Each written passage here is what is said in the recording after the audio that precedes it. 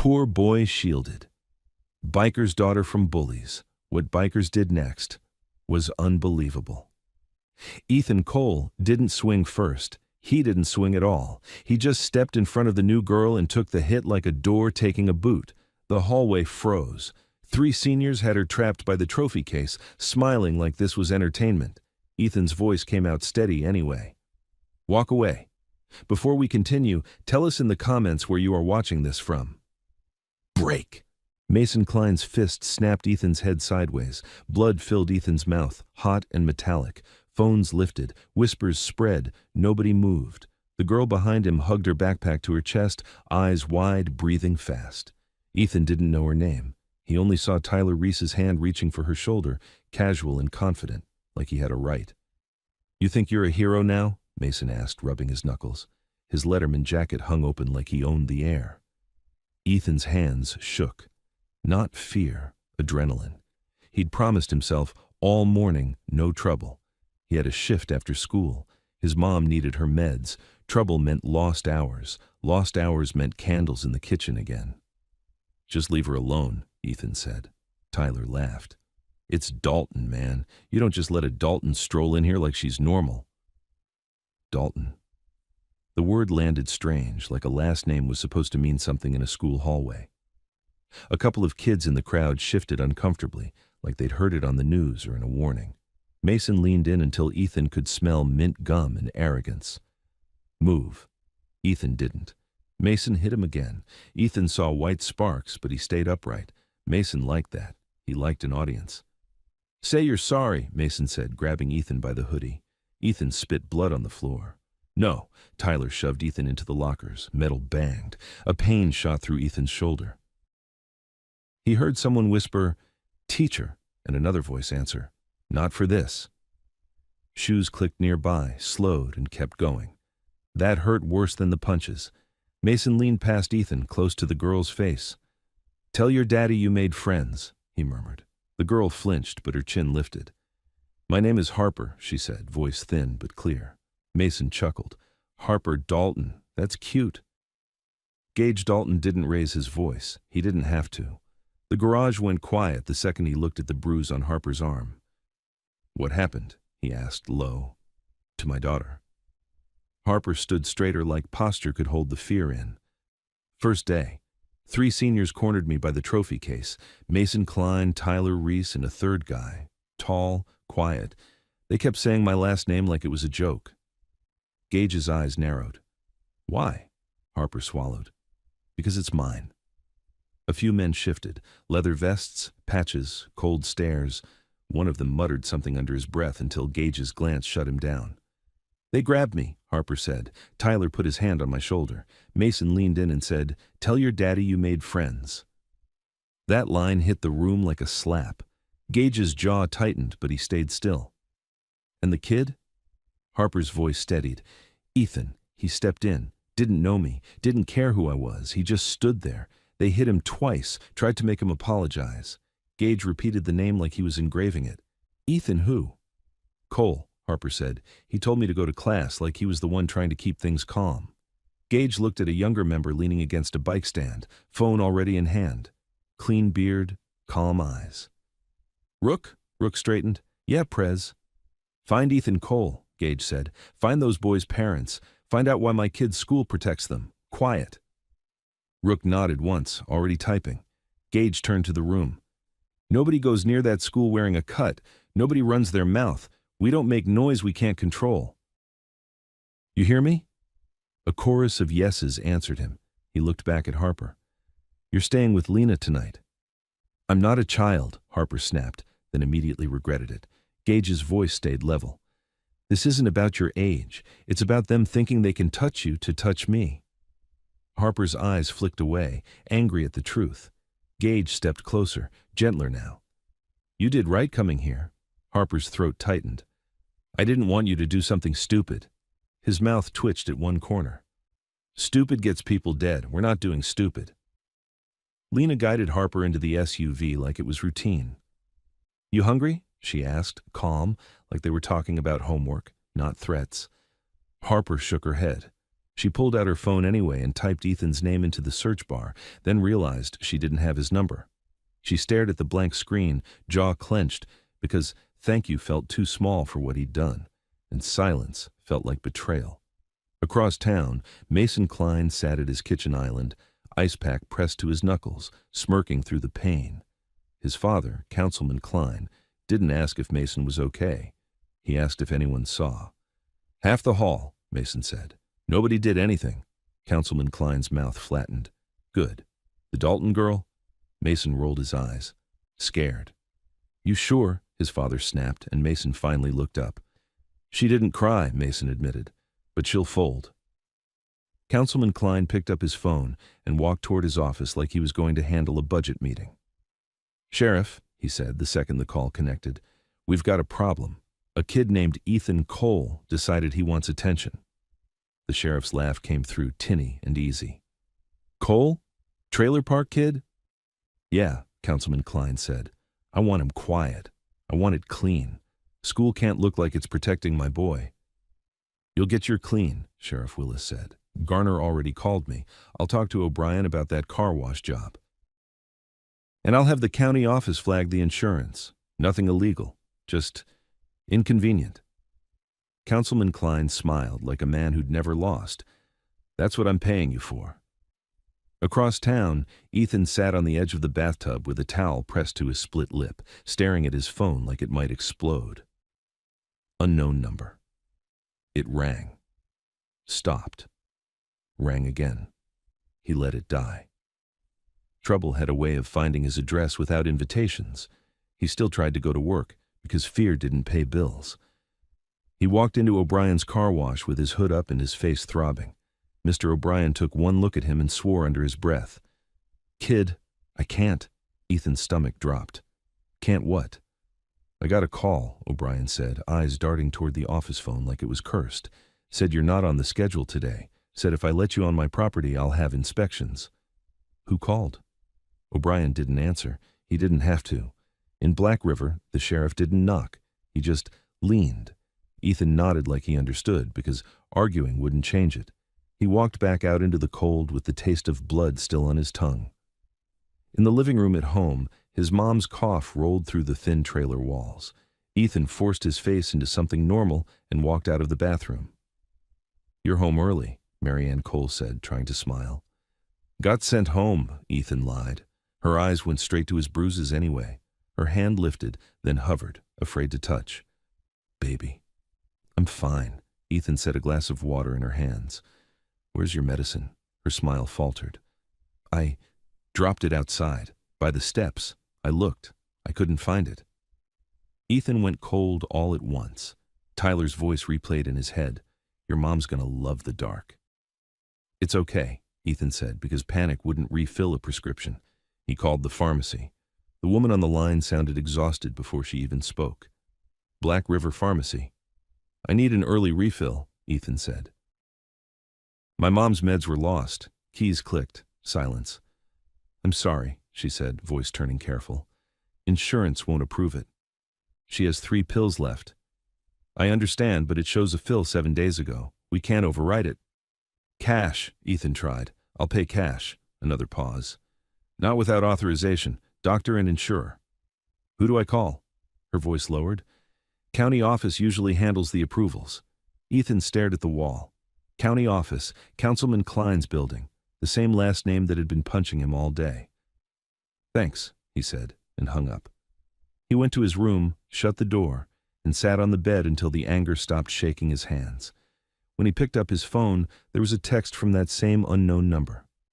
"We need to talk. You helped someone today. Don't ignore this." Ethan typed back, "Who is this?" The reply came instantly. "A friend." Ethan stared at the word. Friend was what people said when they wanted something, or when they weren't allowed to give a name. He set the phone down and listened to the night. A truck passed. A dog barked once and went quiet. The trailer felt smaller with every breath. Rook drove a plain gray sedan through town. Not a bike, not a parade, nothing anyone would remember. He stopped at a diner first, ordered coffee, and listened the way people with real power listen. At a corner booth, 2 deputies laughed about Dalton's kid causing drama at school. They didn't say it like concern, they said it like gossip. One of them snorted. Willis already called Garner, told him keep it contained. The other leaned in. Councilman Klein's pissed, wants the trailer kid squeezed. Rook paid cash, left without looking at them, and made one call from the parking lot. Prez, he said, voice flat. Sheriff's involved. Councilman Klein, too. They're squeezing the kid already. Gage's voice came through steady. No noise. Yeah, Rook said. No noise. Just facts. He went straight to the school while the sky was still light enough to see faces. He didn't push through doors like a tough guy. He walked into the front office like a parent who'd taken time off work. I need to speak with Vice Principal Garner, he said politely. The receptionist gave him the once-over. Do you have an appointment? Not yet, Rook smiled. What time does he leave? She hesitated, then glanced at a schedule. Usually 6. Rook thanked her and left without giving a name. At 6:05, Garner stepped into the nearly empty parking lot and froze. Rook stood beside a minivan like he belonged there. Garner's voice came out tight. Who are you? Someone who knows the cameras didn't malfunction, Rook said. Garner's eyes flicked around the lot like he expected backup to appear. You need to leave. Rook didn't move closer. He didn't have to. A kid got hit today. You tried to make him sign an apology. Then the sheriff called you. Garner's face twitched. That's fear, Rook cut in, still calm. And fear makes people do stupid things. Garner's hands shook as he gripped his keys. You don't understand what you're messing with, Rook's gaze hardened. We understand kids don't stay safe when adults sell them out. So here's the choice. You give the footage, or you tell me who erased it. Garner swallowed. There is no footage. Rook nodded like he'd expected the lie. Then tell me who wanted there to be none. Garner's jaw tightened. He couldn't answer without naming the people who owned him. Rook stepped back. You'll call this number when you remember you still have a spine. He slipped a card into Garner's shaking hand and walked away before Garner could decide whether to throw it or hide it. Ethan spent the evening calling numbers that didn't pick up.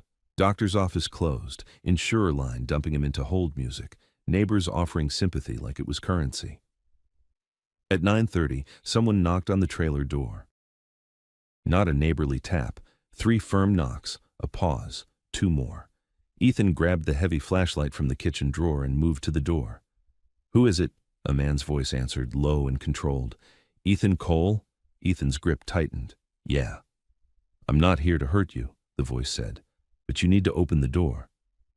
Ethan stared at the deadbolt, breathing through his nose, and slowly slid it open. The porch light outside Ethan's trailer flickered like it couldn't decide whether to stay on. The man on the other side of the screen door stood far enough back that Ethan could see both his hands. No hoodie, no uniform. Plain dark jacket, jeans, boots that looked broken in but cared for. I'm not here to hurt you, the man repeated. Ethan kept the chain latched. Then why are you here? The man's eyes moved once, past Ethan's shoulder, toward the living room where Marianne's cough had started again. He didn't stare. He just clocked it, like someone who knew what sick sounded like. Because they're already hurting you, he said, and they're going to keep doing it until you fold. Ethan tightened his grip on the flashlight. Who are you? The man reached into his pocket slowly and pulled out a small paper pharmacy bag. He held it up like an offering. Ethan's stomach dropped. That's not yours, Ethan said. It is now, the man replied. Your mom's medication, same dosage, same label. I'm not asking you to trust me. I'm asking you to keep her alive. Ethan's pulse hammered. Where did you get that? From a pharmacy that still remembers what a human being is, the man said. Cash changes rules. Ethan stared at the bag. The label caught the porch light. His mother's name, her prescription, the one they'd blocked him from replacing. Ethan's voice came out rough. What do you want? To talk, the man said, and to make sure you don't sign anything you shouldn't sign tomorrow. Ethan swallowed. Tomorrow? The school, the sheriff. Someone's going to push a story where you're the problem. The man's tone didn't change, but his eyes hardened. They're going to offer you an easy out. Easy outs in this town come with strings. Ethan's mind raced. The apology form. Garner's smooth voice on the phone with Sheriff Willis. Tyler's grin in the truck. Your mom's going to love the dark. Ethan slid the chain aside and opened the door just enough to take the bag. He didn't invite the man in. He didn't step back either. The man didn't push forward. He just waited.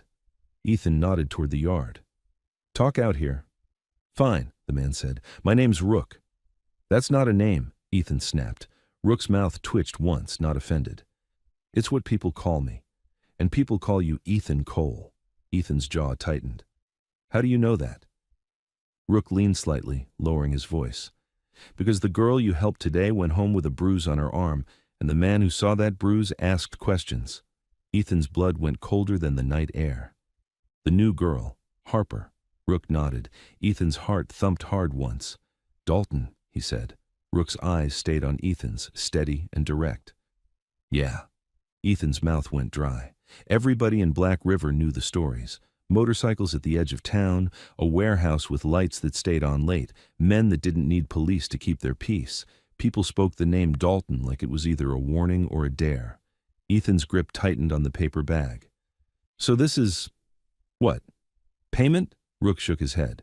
"This is not payment. This is me making sure your mom doesn't miss a dose because some high school idiot wanted to feel powerful." Ethan stared at him, trying to find the angle.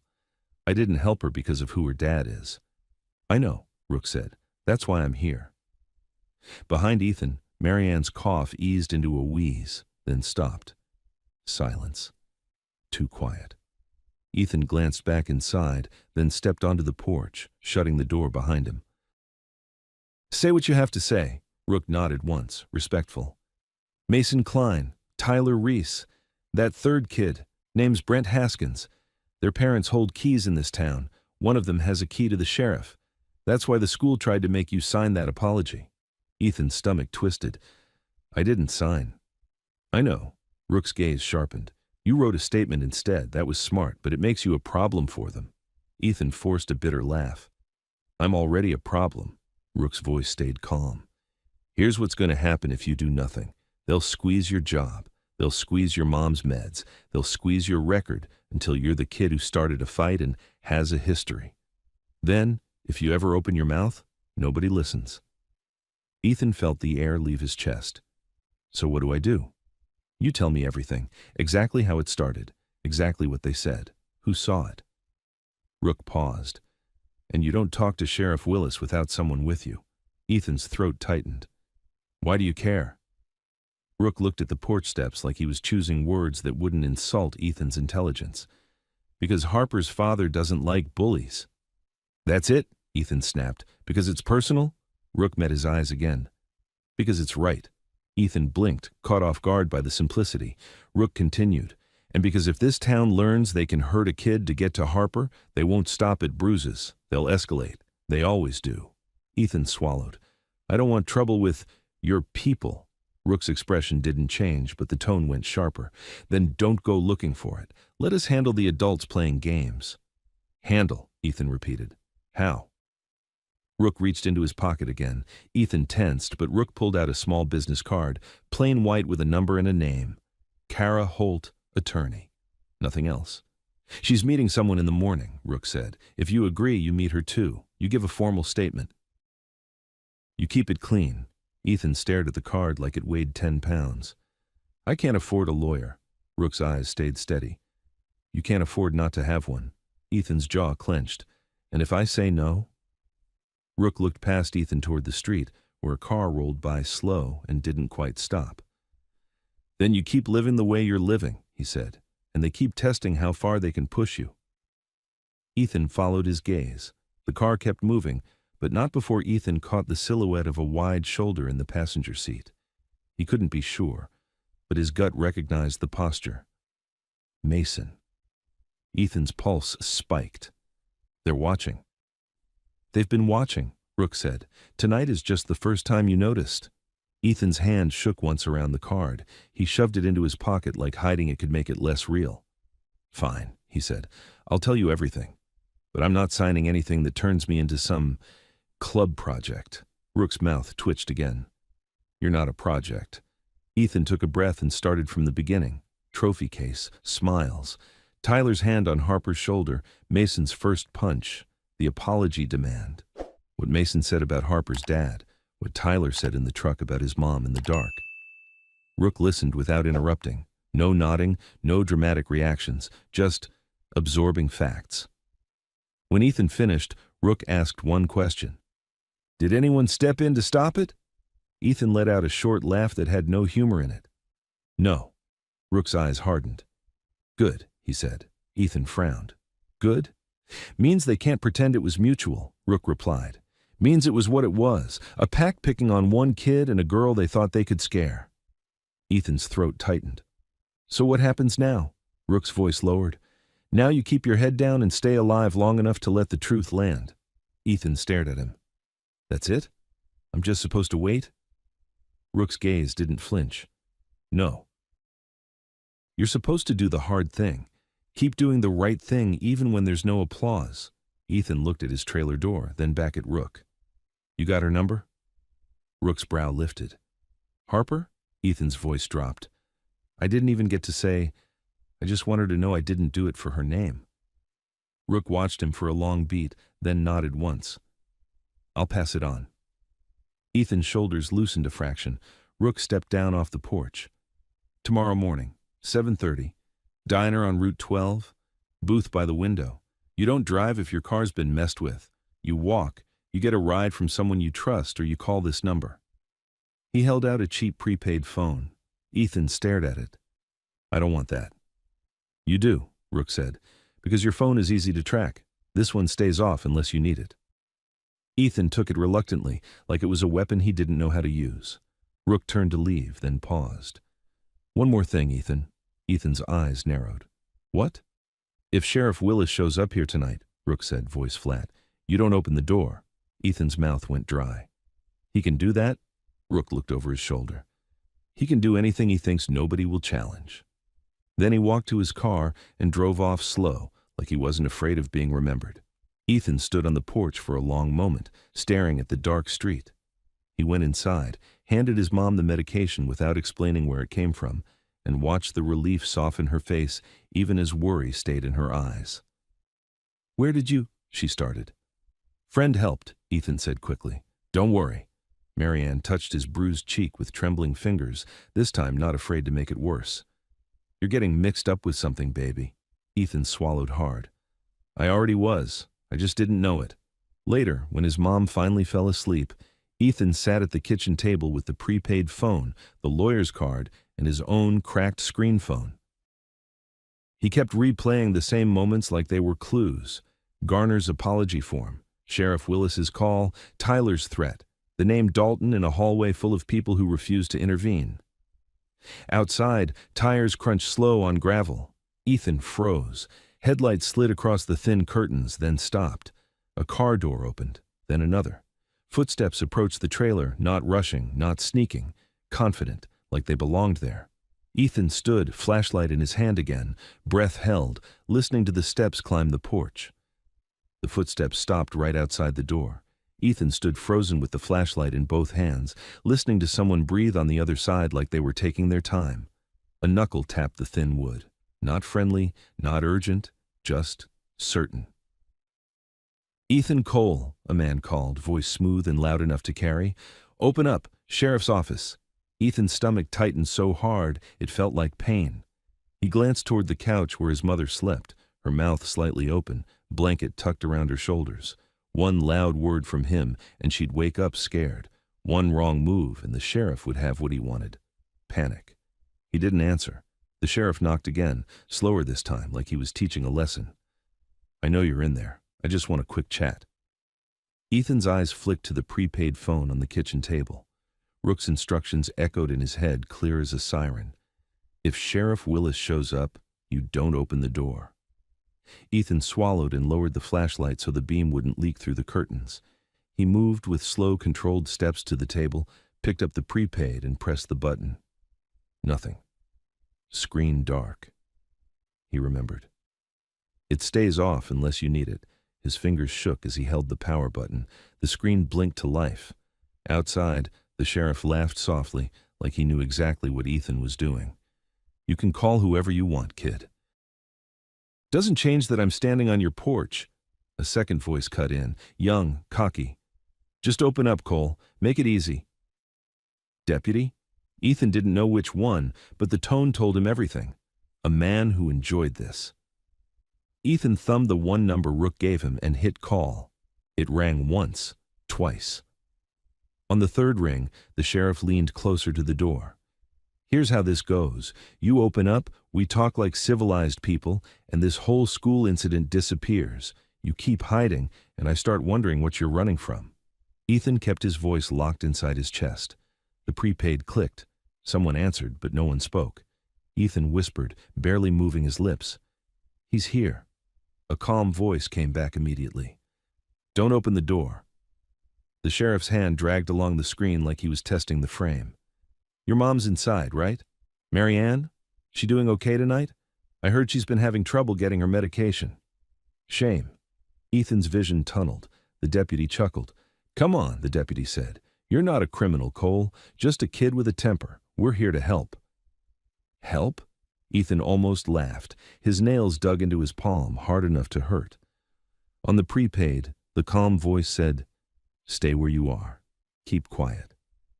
The sheriff's voice softened, dangerous now. You want my advice? You sign that apology tomorrow. You tell the principal you're sorry for causing a disruption. You admit you escalated things. Then Councilman Klein stops calling me about you, and your life goes back to normal. Ethan stared at the door like it was the only thing holding his world together. Normal in Black River meant bending until you broke. The deputy spoke again, closer this time. If you don't open up, we can come back with paperwork. We can make this official. You want that on your record? You want your mom stressed out because you're too proud? Ethan heard his mother shift on the couch and held his breath until she settled again. The sheriff sighed theatrically. All right. Last chance to be smart. Silence. Then the sheriff's tone changed, like he was stepping away from the door while keeping his voice loud enough to reach Ethan. You'll be hearing from the school in the morning. And Ethan didn't move. You're not the kind of kid who wins these fights. Footsteps retreated down the porch steps. Car doors opened. Engines started. Headlights slid across the curtains again, then disappeared as the car rolled away. Ethan stayed standing for a full minute after the sound faded, chest tight, mouth dry. On the prepaid, the voice said, You okay? Ethan swallowed. He threatened my mom. I heard, the voice replied. You did good. Keep the door locked. If you hear anything else tonight, call again. Who are you? Ethan whispered. A pause. A friend of a friend, the voice said. Sleep if you can. You're meeting us in the morning. The line went dead. Ethan turned the prepaid off and sat at the kitchen table until his heart stopped trying to rip out of his ribs. The adrenaline left him shaky and hollow. He looked at his mom and thought about the sheriff saying her name like it was a pressure point. He wanted to be invisible again. But invisibility hadn't protected him. It had only made him easy to step on. By dawn, the sky was the color of wet steel. Ethan left the trailer quietly, pulling his hood low. The air bit at his bruises. He walked fast toward Route 12, cutting through back streets so he wouldn't pass the sheriff's office. Halfway there, he saw the first warning. His old sedan sat crooked in the gravel lot outside a neighbor's place. He'd parked it there the night before out of paranoia. And now the driver's side tire was flat, sliced clean like someone took a blade to it. Not a slow leak. A message. Ethan stood over it, fists clenched, breathing hard. He could almost hear Tyler's voice in his head again, amused and confident. He didn't have time to fix it. He didn't even have money for a new tire. He kept walking. The diner on Route 12 was already busy. Construction guys, early shift workers, tired faces bent over coffee. Ethan stepped inside and immediately felt eyes on him. Not hostile. Measuring. Booth by the window. Rook sat alone with a mug in front of him. Plain clothes again, nothing that screamed who he belonged to. He didn't wave. He didn't call out. He just waited until Ethan slid into the booth. You made it, Rook said. Ethan's voice was rough. Sheriff came to my house last night. Rook's expression didn't change, but his eyes sharpened. I know. How? Rook nodded toward the window. Across the lot, a beat-up pickup idled for a few seconds, then rolled away. People talk, and people watch. Ethan's jaw tightened. He threatened my mom. He used her name like he had her on a list. Rook's voice stayed calm. That's how he works. He doesn't need to hit you. He just needs you to feel like he can. A waitress came over. Coffee? Ethan hesitated, then nodded. He hadn't eaten since yesterday. Hunger felt distant compared to fear. Rook waited until the waitress left, then slid a small recorder across the table. Nothing fancy, the kind reporters use. Tell me the sheriff's exact words. Again. Ethan stared at it. You're recording me? It's for your lawyer, Rook said. If you want this to end, we do it clean. My lawyer, Ethan repeated bitterly. Rook didn't react to the tone. Kara's on her way. She'll explain what you say, what you don't say, and why. Ethan's throat tightened. If I talk, they'll come harder. They're coming harder anyway, Rook said. Talking just gives you armor. The bell above the door jingled.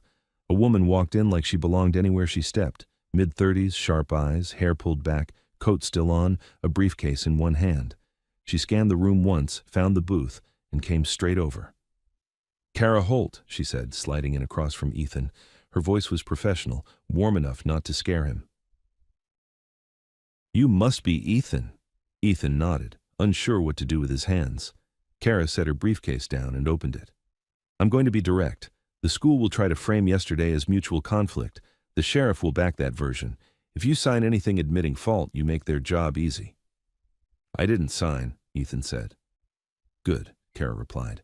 Now we replace fear with paperwork. I'm filing a formal complaint with the district and with the state office that oversees misconduct.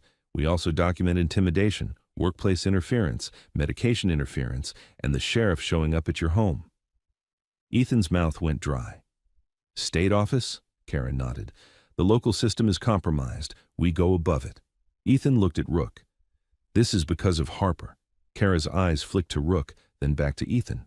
This is because you were assaulted and then targeted.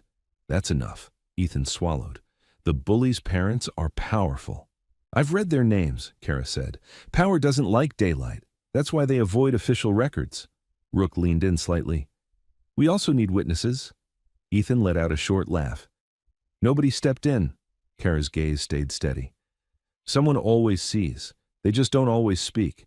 But once you file formally, you give them a reason to come forward without being the first target. The waitress returned with coffee. Ethan wrapped his hands around the mug for warmth and took a sip that tasted like burned comfort. Kara slid a sheet of paper across the table.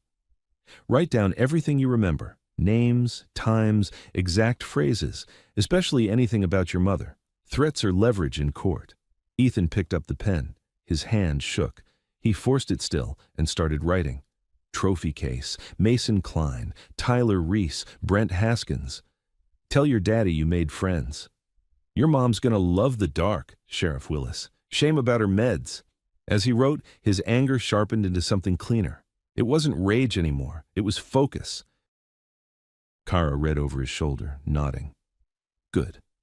Now listen carefully. You do not speak to the school without me. You do not speak to the sheriff without me. If they call, you say, I want counsel present.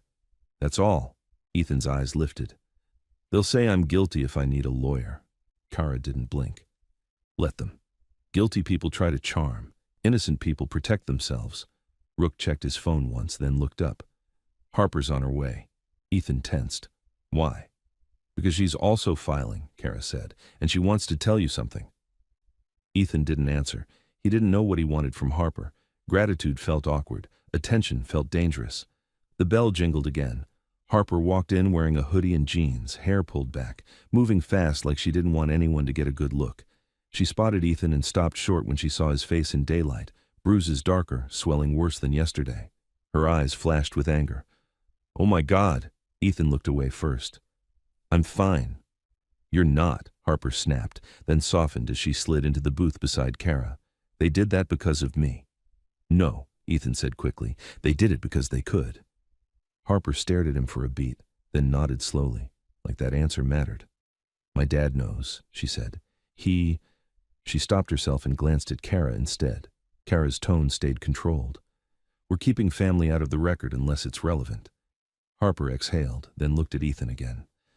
I didn't want you dragged into this, she said quieter. But thank you. For yesterday. I wasn't ready for them. You were. Ethan's throat tightened. I wasn't ready either. Harper's jaw clenched. They think they can use me, like I'm a lever. Rook's voice was calm. That's what they're doing. Harper leaned in, lowering her voice. Mason's dad is telling everyone you attacked his son, that you're violent, that you're unstable. Ethan's stomach dropped. Already? Harper nodded. I heard it in the office. They were on the phone. They're building a story. Kara's eyes sharpened. Good. Let them. Stories fall apart when they hit evidence. Harper's gaze darted toward the window. There's more. This morning a car followed me to the diner, not one of ours, a county vehicle. Ethan's fingers tightened on the coffee mug. Sheriff, Rook nodded once. He's watching, which means we're doing something he doesn't like. Kara closed her briefcase with a firm click. Here's what happens next. Harper goes to school with me. Ethan, you do not walk in alone. We go together. We request the incident report, the camera footage, and staff statements.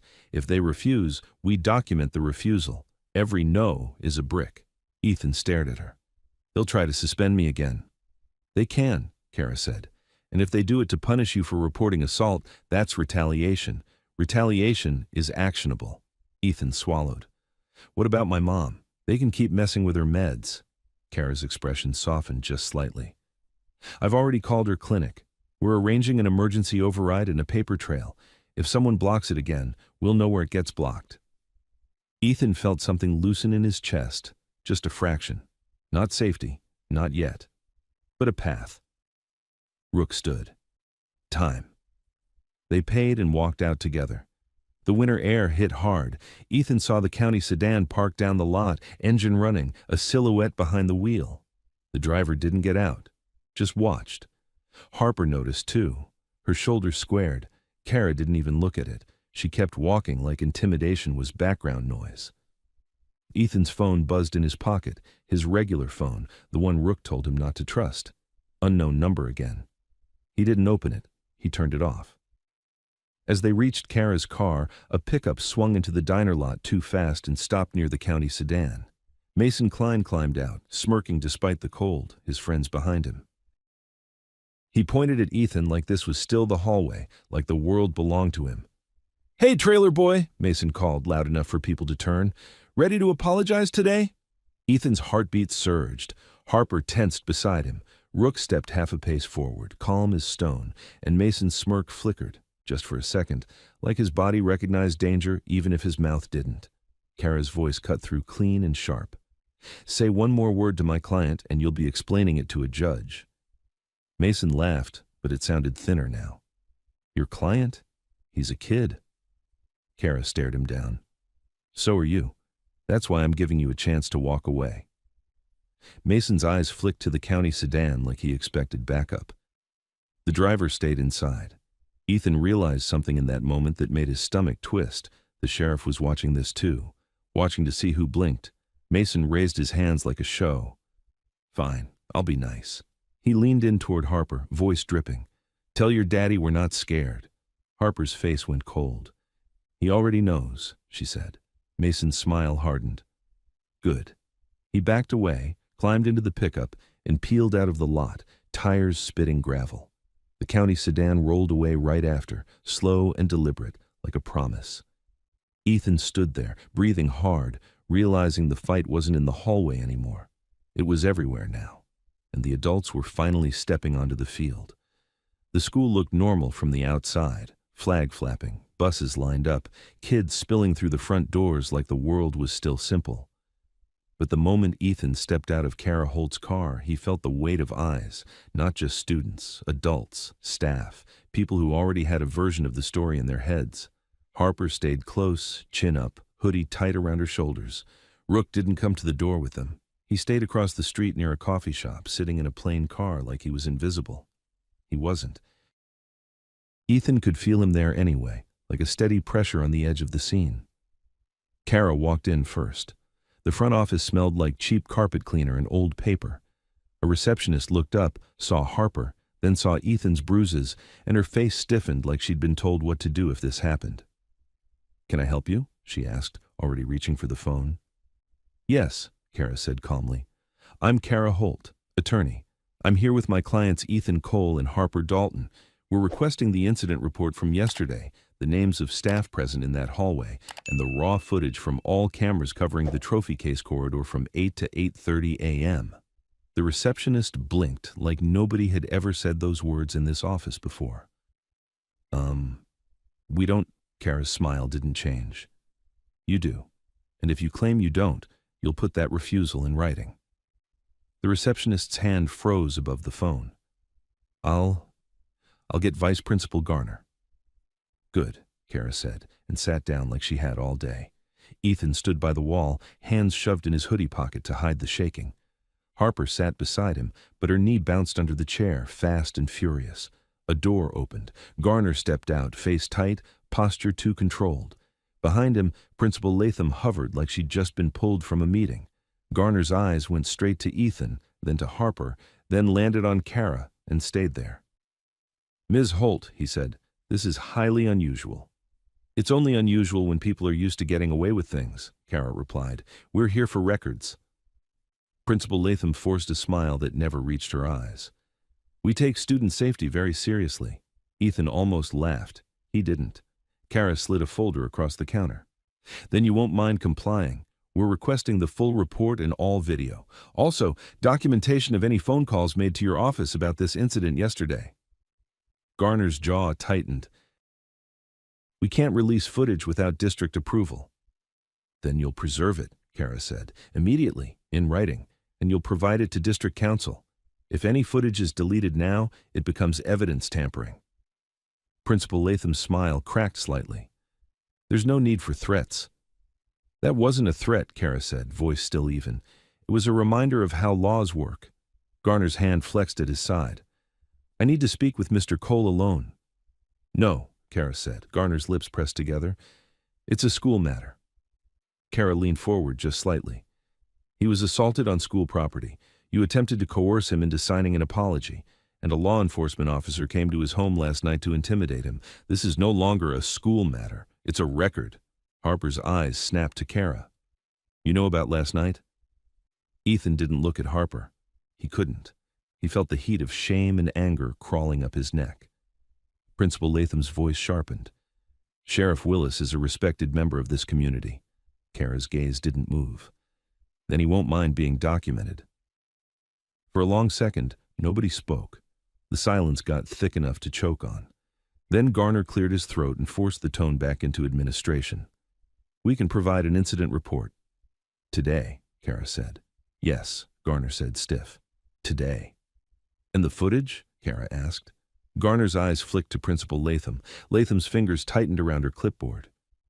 We had a technical issue, Latham said. The camera near the trophy case. Kara raised a hand politely, stopping her mid-sentence. Save it. You will preserve the system's hard drive and any backups. You will provide a written statement identifying who had access to the camera system from yesterday morning to last night, and you will provide the maintenance logs. Today. Garner's face went pale for a moment. Ethan saw it. Fear. Not of Kara. Of whoever controlled the building more than they did. Behind the receptionist, a door opened and a man stepped out of the back hallway like he owned the air. Sheriff Willis. He wore his uniform like a costume he knew played well in public, hat tucked under his arm, badge catching the light, smile already in place. He didn't look surprised to see Ethan. He looked satisfied. Well, Willis said warmly, like they'd met at a barbecue. If it isn't Ethan Cole. Heard you had yourself a rough day. Ethan's stomach flipped. He remembered the porch, the way the sheriff said his mother's name like it tasted sweet. Kara stood. Sheriff Willis. Willis's smile widened. Ma'am, didn't realize we had lawyers in the building this early. We didn't realize we had sheriffs visiting teenagers at night over a school fight, Kara said evenly. A flicker passed through Willis's eyes, so fast most people would miss it. Then he chuckled. I was making sure a young man understood the seriousness of his actions. Nothing more. Ethan's hands clenched in his pockets until his nails dug into his palms. Harper stood too, voice sharp. He didn't do anything. Willis turned to Harper with practiced softness. Morning, Miss Dalton. I'm sorry you were upset yesterday. Upset? Harper snapped. They grabbed me. They hit him. That's not upset. That's assault. Willis's smile held. Kids get carried away. Kara's voice cut clean. We're not here to debate semantics, we're here for records. Are you here in an official capacity, Sheriff? Willis's eyes slid to Kara, then to Garner, then back. I'm here because the school asked for support. Kara nodded as if that confirmed something she'd been waiting to hear. Then your presence is now part of the record. I'll note it. Willis's smile tightened. You do that. He stepped closer to Ethan, just enough to invade space without touching. Ethan, he said softly, like this was private, I'm trying to help you. Councilman Klein's a busy man. He doesn't like distractions.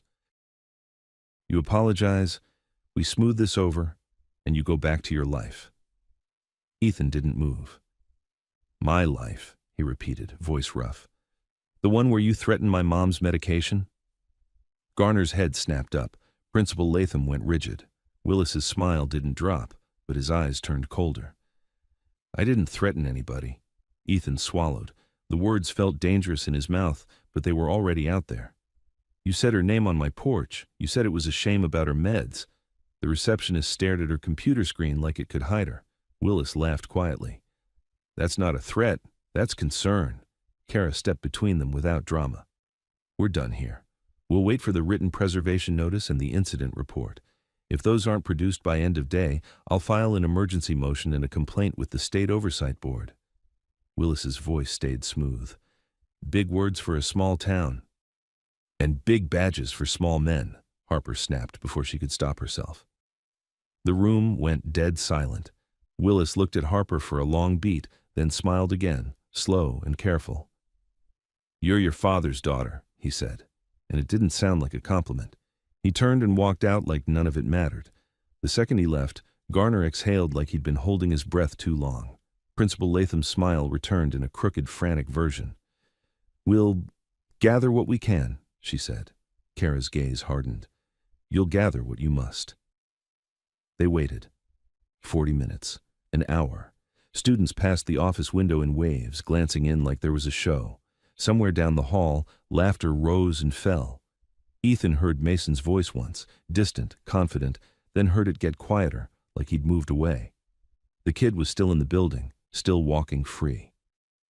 Finally, Garner returned with a thin packet and a single sheet of paper. He slid the packet across. Incident report, he said, preliminary. Kara flipped it open, eyes scanning fast. This is incomplete. It's what we have, Garner said, tight. Kara held up the preservation notice. It was 2 paragraphs, vague, no names, no access logs.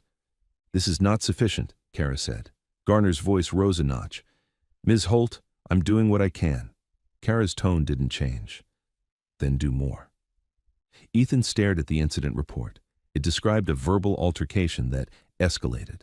It listed Ethan's name, then Mason's name, then Tyler's. It didn't mention Harper being cornered. It didn't mention, tell your daddy you made friends. It didn't mention a single staff member witnessing anything, which Ethan knew was a lie. Kara's finger tapped a line. You wrote that Ethan approached aggressively. Garner swallowed. That's what the students said. The students who assaulted him, Kara said flatly. Principal Latham's voice went thin. We have to consider all sides. Harper's jaw tightened. There aren't sides, there's what happened. Kara closed the packet. We'll correct the record. I'll submit affidavits, and I'm putting the district on notice right now. She looked at Ethan. We're leaving. They walked out into the hall. That's when the teachers finally looked. Heads turned, conversations dipped. People saw Ethan's bruises and Harper's rigid posture and Kara's briefcase, and suddenly the air shifted. Not sympathy. Fear. Because fear is what made adults obedient in this town. At the end of the hall, Mason Klein leaned against a locker with Tyler and Brent. Mason's smile was relaxed, like he'd been waiting for this moment. He clapped slowly. Wow, he called. Got yourself a lawyer. That's adorable. Kara didn't stop walking. Mason Klein, she said without looking at him, like reading a name off a list. Do not speak to my client. Mason grinned wider. He's not your client. He's a trailer rat who swung at me. Ethan felt Harper tense beside him. Kara stopped and turned fully. Her eyes locked on Mason's like a spotlight. Here's how this works. You keep talking, and your words become evidence. Your father will have to read them in a courtroom, in public, under oath. Mason's grin twitched. Tyler's smile faltered. Mason recovered fast. My dad doesn't go to court. Kara nodded once. Everyone does eventually. Mason's eyes flicked toward the hallway corner where Sheriff Willis stood half hidden near a trophy display, watching like a spectator. He didn't step in. He didn't stop Mason. He just watched, waiting to see who would break. Ethan looked at Willis and understood something ugly and clear. This was entertainment for him. Pressure, control, a town built like a cage. Harper saw the same thing. She stared back at Willis without flinching. Mason leaned closer, lowering his voice, but still loud enough to cut. Tell your daddy I'll make you regret bringing lawyers to school. Harper's voice came out quiet, deadly. Tell your daddy you made a mistake. Mason's smile collapsed for half a second, then returned sharper. We'll see? Kara touched Harper's shoulder lightly. Walk.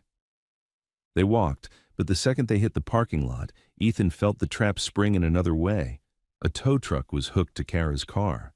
Ethan stared, not believing it. The driver didn't even look guilty. He just kept working. Kara's steps slowed.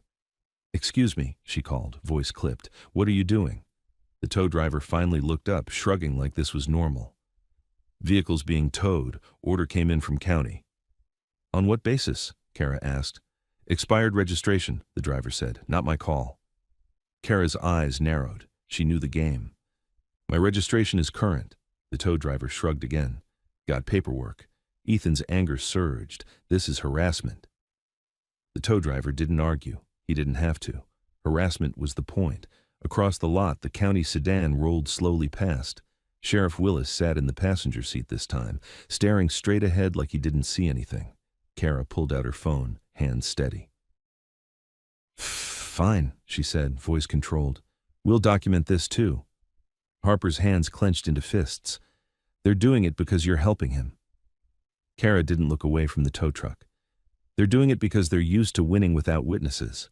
Ethan's phone buzzed in his pocket. He didn't turn it on. He didn't need to. He already knew what the message would be. You can't win this. A car horn blared nearby. A woman in a janitor's uniform stood at the edge of the lot, looking nervous like she might bolt. She lifted one hand halfway, then dropped it, then lifted it again like she was fighting herself. Ethan noticed her because she was looking at him, not at Harper, not at Kara, at him. He stepped toward her a few feet, careful. Ma'am. The woman swallowed hard. Her eyes flicked to the county sedan, then back to Ethan. I saw it, she whispered. Ethan's throat tightened. You saw yesterday? She nodded quickly, terrified. I was coming out of the supply room. I saw them corner her. I saw them hit you. Kara turned sharply, stepping closer. What's your name? The woman hesitated, lips trembling. Linda, she said. Linda Price. Kara's voice softened just a fraction. Linda, are you willing to give a statement? Linda's eyes filled with panic. If I do, they'll fire me. My husband. Kara nodded, understanding. If you don't, they'll do it again to someone else, and next time it might be worse. Linda's hands shook. She glanced at the sedan again. He knows everyone, she whispered. Ethan's voice came out raw. They already came to my house. Linda flinched like that confirmed her worst fear. She looked at Ethan's bruised eye, then at Harper's tight face. Something hardened in her expression, small but real. I'll write it, Linda said, barely audible. But I can't be seen. Kara opened her briefcase right there in the cold and pulled out a notepad. We'll do it now, quick, simple. Truth. Linda leaned close and started speaking in a rush, voice shaking. Kara wrote fast, eyes sharp. Ethan listened, heart pounding, because this was the first crack in the wall. Linda described the trophy case, the way Tyler grabbed Harper, the way Mason hit Ethan, the laughter, the phones, the teacher who passed by and kept walking. Kara looked up. Which teacher? Linda swallowed.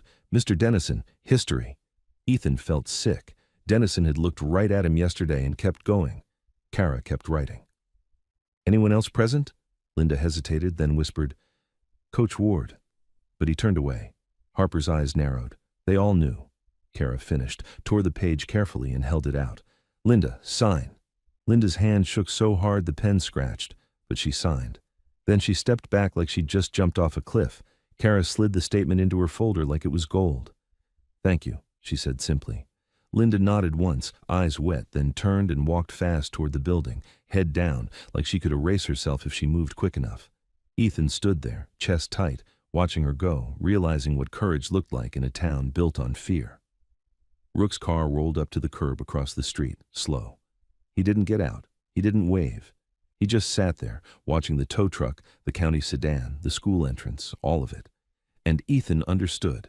This wasn't just a school fight anymore. This was a system, and they'd just found their first witness. Kara didn't argue with the tow driver. She photographed the paperwork, photographed the license plate on the tow truck, and photographed the county sedan cruising past like a shark that didn't need to bite to be understood. Then she turned to Ethan and Harper, voice clipped and calm. "This is intimidation," she said, "so we document it and we keep moving." Ethan watched the hook chain tighten under Kara's car and felt something break loose inside him, an old belief that rules applied evenly. He'd grown up poor, but he'd still believed there was a line adults wouldn't cross with kids. Sheriff Willis had crossed it last night on his porch, and now he was crossing it in daylight. Harper's hands shook with contained fury. "He wants you isolated," she said to Ethan. "That's why he's taking away rides, jobs, everything." Ethan didn't answer. He was looking at the school doors, at kids streaming out like nothing was happening, at teachers who wouldn't meet his eyes. He felt like he was standing in the middle of a town that could look right through him when it was convenient. Rook's plain sedan rolled up at the curb without fanfare. He didn't step out. He cracked the window. "Get in," he said, like it was the most normal thing in the world. Kara hesitated only long enough to note the time on her phone. Then she guided Harper into the back seat and Ethan into the front, the way you'd seat fragile cargo without saying it out loud. They drove 2 blocks before Kara spoke again. "I'm sending the preservation demand to the district superintendent and district council right now," she said, already typing. "Not the school, not the sheriff. And I'm filing a complaint with the state oversight office naming Willis directly." Ethan stared out the window, watching Black River slide by. Barbershop, hardware store, church sign promising salvation, and under it, all the same invisible network that decided who got helped and who got squeezed. Rook kept his eyes on the road. "Linda's statement is solid," he said, "but we need more." "We'll get more," Kara replied. "People break when they realize they're not alone." Harper leaned forward from the back. "They're already spreading lies. Mason told half the school Ethan attacked him." Kara didn't look up. "Good. Lies require maintenance. Truth just needs to be recorded once." Ethan's jaw clenched. "Truth doesn't pay for my mom's medication." Silence filled the car for a second. Heavy, honest. Kara's voice softened a fraction. "I called her clinic again. They're writing an emergency override. If county blocks it, it becomes part of a retaliation report. And Ethan, we'll get you a temporary shift somewhere not controlled by Willis." Ethan looked at her. "Somewhere that's not controlled by him doesn't exist." Rook's tone stayed flat. "It exists. It's just not in town." They dropped Harper at Lena's house first. Quiet street, curtains drawn, a sense of watchfulness in every detail. Harper paused at the door and looked back at Ethan through the open car window. "Thank you again," she said, and this time she didn't let it sound small. "If anything feels off tonight, you call." Ethan nodded once. He didn't trust his voice. When Harper disappeared inside, Rook drove Ethan and Kara to a small office building on the edge of town that Ethan had never noticed before. The sign on the door said, "Holt Law," in simple black letters. Inside, Kara moved fast. Papers came out, copies of the incident report, photos of Ethan's bruises, Linda Price's signed statement, a timeline Kara kept building like a wall brick by brick. "You're going to write your affidavit," she told Ethan, sliding a blank page across the table. "Not emotional, not dramatic, just facts." Ethan picked up the pen. His hand didn't shake now. Anger had settled into something colder. He wrote what happened, the names, the words, the way adults looked away. He wrote the sheriff's porch visit, the line about his mother's medication. He wrote about the tow truck. When he finished, he sat back and stared at the page like it belonged to someone else. Kara read it, then nodded. "Good. Now sign and date." Ethan signed. The pen scratched through the paper like a vow. Kara scanned the affidavit into her computer and hit send to multiple addresses without hesitation. Then she turned her screen toward Ethan. "This is what I filed," she said. "District Council, Superintendent, State Oversight. Not a single one of these goes through Black River's internal system." Ethan stared at the email thread, the subject line reading, "Formal Notice, Assault and Retaliation." It felt unreal that his life could fit into a subject line. Rook stood by the window, checking the street. "We're going to need the camera footage," he said. Kara nodded. "Even if they claim it's gone." Rook looked at her. "If it's gone, we find out who made it disappear." That evening, in the back of the Black River warehouse, Gage Dalton listened without interrupting as Rook laid out the day's events. The tow, the sheriff's appearance in the school office, the preservation notice that said everything and nothing. Gage's face didn't change, but the muscles in his jaw tightened as if he were chewing a nail. "No cuts near the school," he reminded the room. "No noise." A few men shifted, restless. Gage lifted a hand. The room settled again. "We don't win by swinging. We win by making sure the people who think they're untouchable get touched by the system they've been abusing." A man with gray hair and wire-framed glasses stepped forward, one of the few in the room who didn't look like a biker at all. He carried a small case like a technician. "This is Miles," Rook said. "He used to install security systems for half the county." Miles set the case down. "Schools like theirs don't run one camera," he said, voice steady. "They run a recorder, a DVR or NVR. Deleting footage from the front screen doesn't always delete it from the drive, and even if it's overwritten, access logs stay, logins, times, remote connections." Gage's eyes narrowed slightly. "Can you get it?" Miles didn't brag. He just nodded. "If I can access the recorder, I can pull what's left. If I can't access the recorder, I can trace who did. Most administrators don't know how to wipe properly. They just think they do." The room went still in a different way, focused, hungry, disciplined. Gage looked at Rook. "Quiet," he said again. Rook nodded. Quiet. Ethan spent that night at home, sitting in the dark with his mom's breathing as the only steady sound. The medication bag was in the kitchen cabinet now, hidden behind cereal boxes like something precious. His mother was sleeping better, but the fear hadn't left her face even in rest. Around 10, headlights washed over the trailer curtains. Ethan's body tensed automatically, but it wasn't the sheriff this time. A county truck idled outside with a magnetic seal on the door. Two men stepped out wearing cheap jackets and the kind of confidence that came from being backed by someone else's badge. Ethan watched through a slit in the curtain as one of them knocked once on the neighbor's trailer, then walked away. Not a real visit. A show. His reminder. We can appear whenever we want. Ethan didn't open his door. He stood in the kitchen with the prepaid phone in his palm, sweat cold on his neck, listening to the county truck roll out of the lot like it had never been there. The next morning, Ethan went to school because Kara told him to, because staying home would let them write the story without him. He walked through the front doors with his hood up and his bruises half covered, and he felt the immediate shift, the way whispers tracked him, the way eyes darted away when he turned. Mason Klein was already there, leaning against the same lockers like he'd been installed permanently. Tyler and Brent stood beside him, all three wearing smiles like they owned the building. Mason raised his voice just enough for people to hear. "Look who's back," he said. "Trailer boy with the rich girl." Ethan didn't stop walking. Mason stepped into his path. "Hey," he said, voice quieter now. "I heard you got lawyers and bikers now. That's cute." Ethan kept his face blank. "Move," Mason's smile sharpened. "Or what?" Ethan's heartbeat thudded, but he didn't look away. He didn't threaten. He didn't give Mason what Mason wanted. Then Tyler leaned in, close enough for Ethan to smell energy drink on his breath. "You know why you're still alive?" Tyler whispered. "Because you're useful, right now. But you won't be forever." Ethan's stomach tightened. "Back off." Mason's hand patted Ethan's bruised cheek, gentle like a mockery. "You should have stayed in your lane," he said softly. "We're not done." Ethan didn't flinch. He walked around him and kept moving. By lunch, Harper wasn't at school. That alone made Ethan's nerves spike.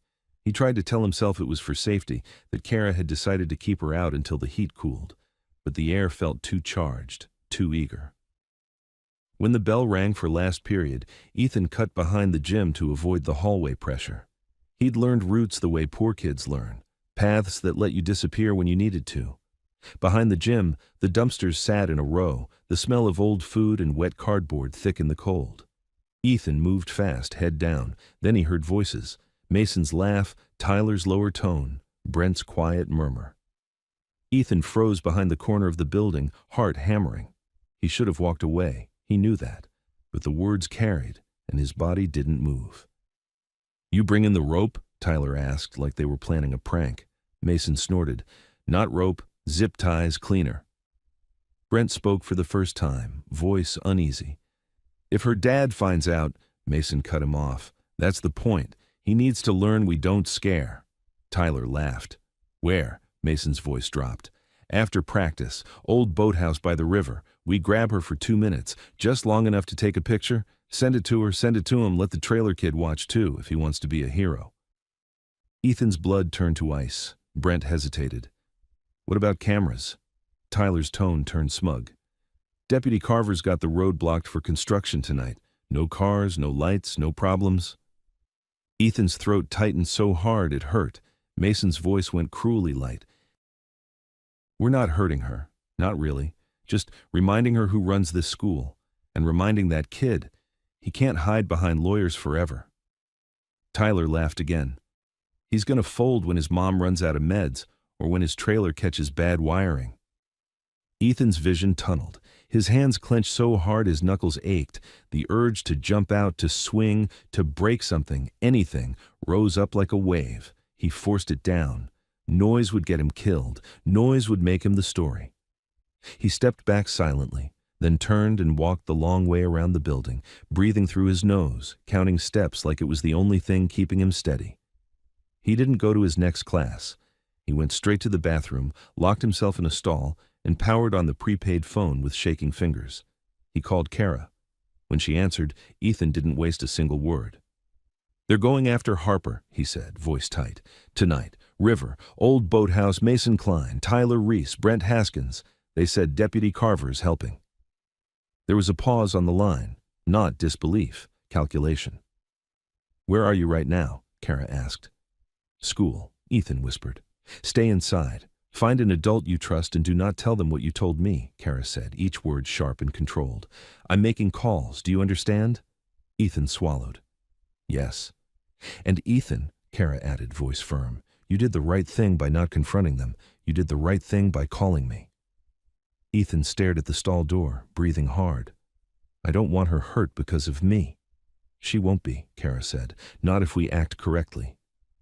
Ethan turned the prepaid off and sat there for a second, hearing Mason's laugh echo in his head like a threat that had already started moving. When he finally stood, his legs felt heavy. But he walked out of the bathroom and back into the hallway like he belonged there, like fear wasn't sitting under his skin.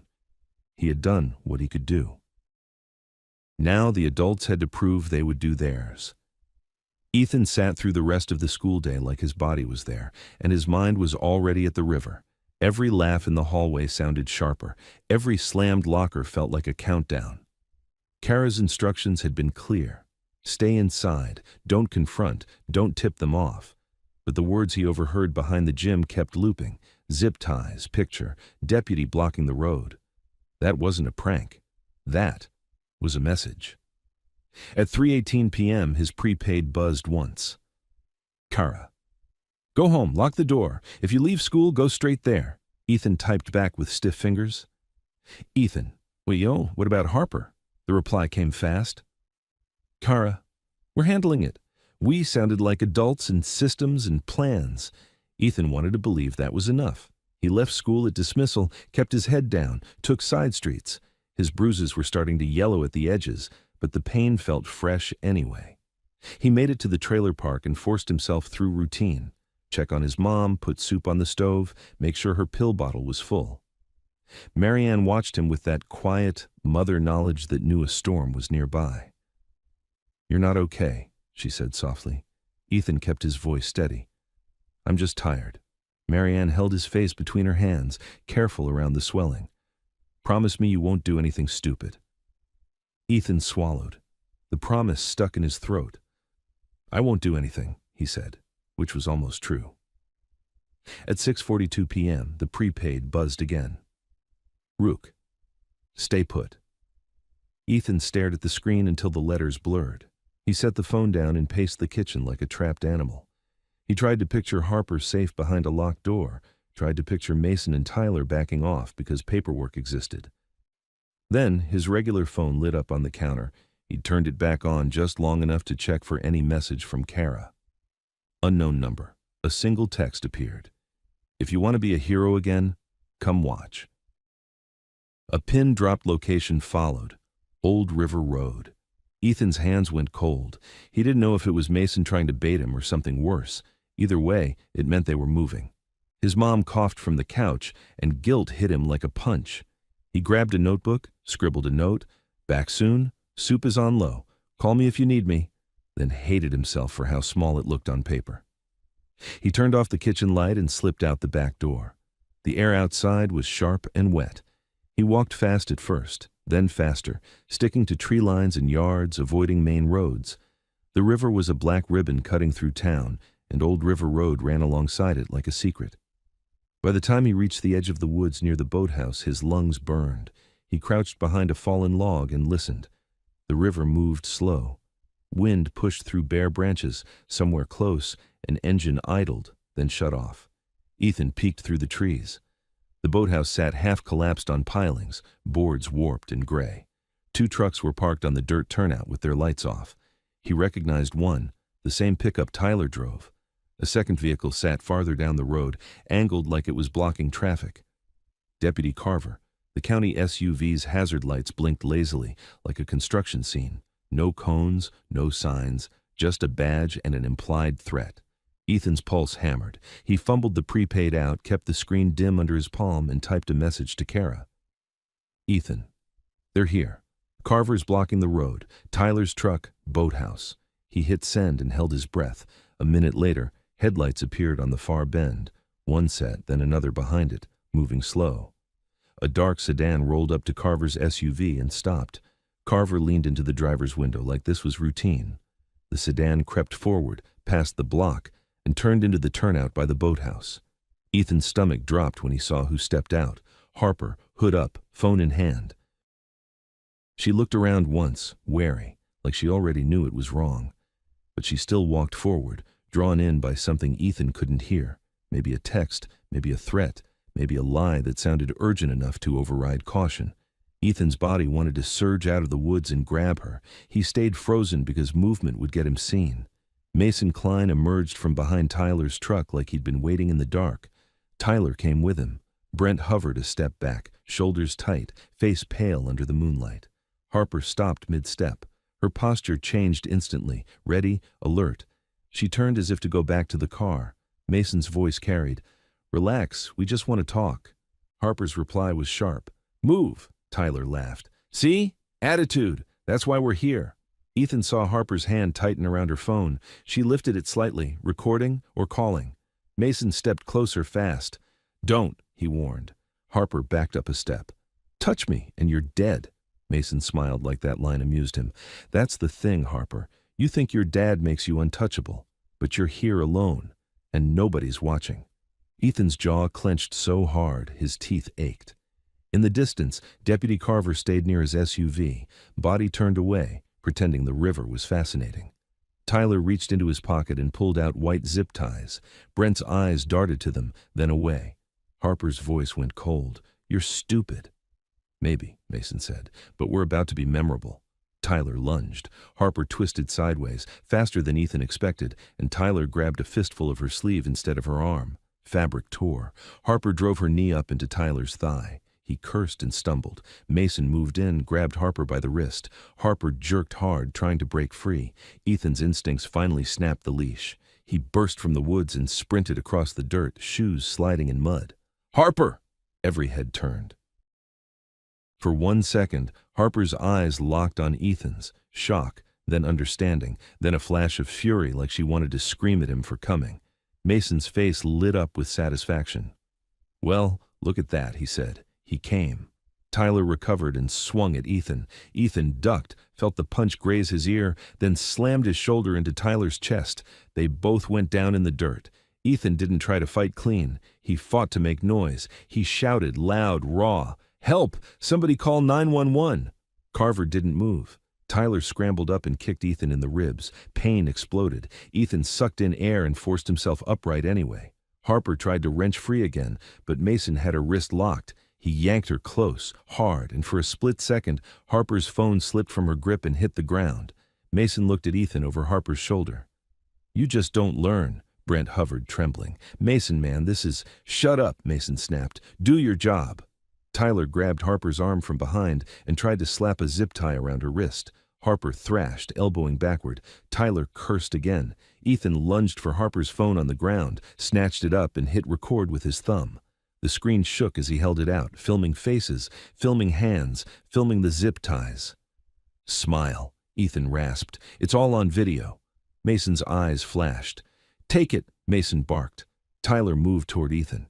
Ethan backed up, keeping the camera pointed, forcing them to choose between hurting him and being seen doing it. He yelled again, louder, voice cracking. "Help! Call 911!" A door slammed somewhere far down the road. A dog barked. The sound of a human voice drifted. Someone had heard, but no one had stepped in yet. Carver finally looked over his shoulder, expression annoyed, like Ethan was interrupting his evening. Mason saw it and smirked. "Nobody's coming, hero." Then the night changed. A low rumble rolled in from the far end of Old River Road. Engines, more than one, but not loud, not revving. Controlled. Headlights appeared through the trees, sweeping across the turnout in a slow, deliberate arc. Not police lights, not a random car. Mason's smile faltered. Tyler froze mid-step. Harper's breathing hitched once as she recognized something in that sound. Ethan's stomach dropped for a different reason. Rook had said no noise. This didn't feel like noise. It felt like presence. Two vehicles pulled up and stopped in a clean line, blocking the exit. Doors opened. Men stepped out in plain clothes, moving with calm purpose, phones already up, cameras already recording. And behind them, farther down the road, red and blue lights flared suddenly in the trees. State Patrol, not county, coming fast, closing the distance. Deputy Carver's head snapped around too late. Mason tightened his grip on Harper like he could still turn her into leverage. Ethan held the phone steady, arm shaking, filming as the first state cruiser broke into the clearing and its spotlight slammed onto Mason's face. The state cruiser's spotlight pinned Mason Klein like a bug on a board. For the first time all night, his confidence cracked, just a hairline fracture. But Ethan saw it. "Hands!" a trooper barked as he stepped out, flashlight in one fist, the other hovering near his holster. "Hands where I can see them!" Tyler froze mid-breath. Brent lifted his palm so fast it looked like surrender was his only instinct. Mason didn't let go of Harper. He tightened his grip like she was still his best move. "Easy," Mason said, forcing a laugh that sounded thin. "We're just talking." Harper's face was rigid, but her eyes stayed locked forward. Not on Mason, on the troopers. She was waiting for the exact second she could move without getting hurt. Ethan held his phone up, recording with a shaking arm. He kept it aimed at Mason's hand clamped around Harper's wrist and the white zip ties on the dirt. A second state cruiser rolled in, then a third. Tires cutting through mud. Red and blue lights splashed across the boathouse boards, across Tyler's truck, across Deputy Carver's county SUV like it didn't belong.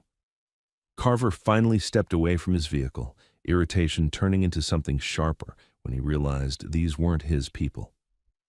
"What the hell is this?" Carver called, trying to sound authoritative. "This is county jurisdiction." The lead trooper, tall, older, calm, didn't even look at him first. His eyes stayed on the teenagers. "Let her go," the trooper said to Mason, voice flat. "Now." Mason's jaw worked. He glanced at Carver like he expected rescue. Carver took a step forward. "Listen, this is a misunderstanding. Kids messing around. We don't need—" The trooper finally turned his head, slow and deliberate, and stared straight at Carver. "Deputy Carver, step back, right now." Carver stiffened. "You can't order me." "I can," the trooper said, cutting him off, "because I'm here under state authority on a complaint involving intimidation, obstruction, and possible abduction. You're not in charge of anything tonight." Carver's mouth opened, then closed. His eyes flicked toward Mason again. A decision flashed across his face, fight or retreat, and he chose retreat with a bitter jerk of his chin. The trooper nodded once to another officer. "Get Carver away from them. Separate." A second trooper moved toward Carver with controlled speed. "Deputy, hands off your belt. Walk with me." Carver bristled, but he walked. Mason's breathing sped up. He tried to pull Harper closer, using her body as a shield without admitting it. Ethan's voice came out raw. "He has zip ties. He grabbed her." "Sir, step back," a trooper snapped at Ethan without looking, because Ethan was still too close to the mess. Ethan stumbled back 2 steps, ribs screaming. He kept filming anyway. "Last chance," the lead trooper said to Mason. "Let her go." Harper moved first. The moment Mason's focus shifted toward the trooper, Harper twisted her wrist the way she'd been trying to earlier, harder, cleaner, and stomped down on Mason's foot with everything she had. Mason yelped, grip loosening for a fraction. That fraction was enough. Harper yanked free and stumbled backward. A trooper caught her by the shoulders and guided her behind him like a shield. Mason's face changed instantly, panic turning to rage because the leverage was gone. Tyler took 1 step toward Harper. "Don't," a trooper warned, and Tyler stopped like he hit an invisible wall. The lead trooper pointed. "Mason Klein, you're being detained. Turn around." Mason tried to smile again. "Detained? For what?" "She came here." "Turn around," the trooper repeated, voice harder. Mason's eyes darted again, at Tyler, at Brent, at the vehicles blocking the turnout. No exits, no friends with badges left within reach. He turned slowly, still trying to keep his voice smooth. "You're making a mistake." The trooper cuffed him without drama. Tyler's mouth tightened. "This is Bulls. Tyler Reese," another trooper cut in. "Hands behind your back." Tyler hesitated, then complied, like his body knew resistance wouldn't play well on camera. Brent stood shaking, palms still up. I didn't want this," he blurted. A trooper glanced at him. "Then you're going to tell the truth." Ethan finally lowered his phone a little, arm burning. His breathing came in ragged pulls. The pain in his ribs was now a hot, steady throb. Harper stepped out from behind the trooper, eyes wide and furious. She looked at Ethan like she couldn't decide whether to hug him or scream at him. "You shouldn't have come," she said, voice tight. Ethan tried to stand straighter and failed. "You were here." Harper's throat worked. She swallowed hard. "I got a text from an unknown number. It said you were hurt. It said you were at the river." Ethan's stomach dropped. "I got a text too." Harper nodded once, grim. "So they played both of us." The lead trooper turned toward them, clipboard already out. "Miss, are you Harper Dalton?" Harper stiffened. "Yes." "Are you injured?" he asked. Harper touched her torn sleeve, her wrist already reddening. "No, not badly." The trooper nodded, then looked at Ethan. "And you're Ethan Cole?" Ethan's mouth was dry. "Yeah." The trooper's gaze sharpened. "You called this in?" Ethan hesitated. I told my lawyer. She told the state. I also overheard them at school. I came because," his voice cracked, "because I didn't trust the county." The trooper didn't react like that was crazy. He reacted like it was evidence. "You have a lawyer?" he asked. Ethan pulled the prepaid from his pocket with shaking fingers. "Kara Holt," the trooper nodded once. "She's on her way." As if summoned, a dark sedan rolled into the turnout behind the cruisers and stopped. Kara stepped out, coat open, hair pulled back, eyes scanning fast. She walked straight to the lead trooper and held up a folder. "Sergeant," she said, breath controlled. "Formal notice filed yesterday, retaliation documented, and now we have attempted restraint with zip ties, a county deputy blocking access, and my client's video." The sergeant accepted the folder without a word and flipped it open like he'd been waiting for it. Rook stayed near the edge of the clearing with 2 plainclothes men. They didn't approach the kids. They didn't posture. They held their phones up, recording quietly from a distance like witnesses, not soldiers. Carver, now separated near the road, stared at the ground with a trooper beside him. His hands weren't cuffed yet, but he looked smaller anyway. The sergeant turned his head slightly toward Carver. "Deputy Carver, were you aware minors were being restrained here tonight?" Carver lifted his chin, trying to find his badge again. "They weren't being restrained. I was ensuring no one drove into a hazardous area." "River roads, there are no cones," the sergeant said calmly.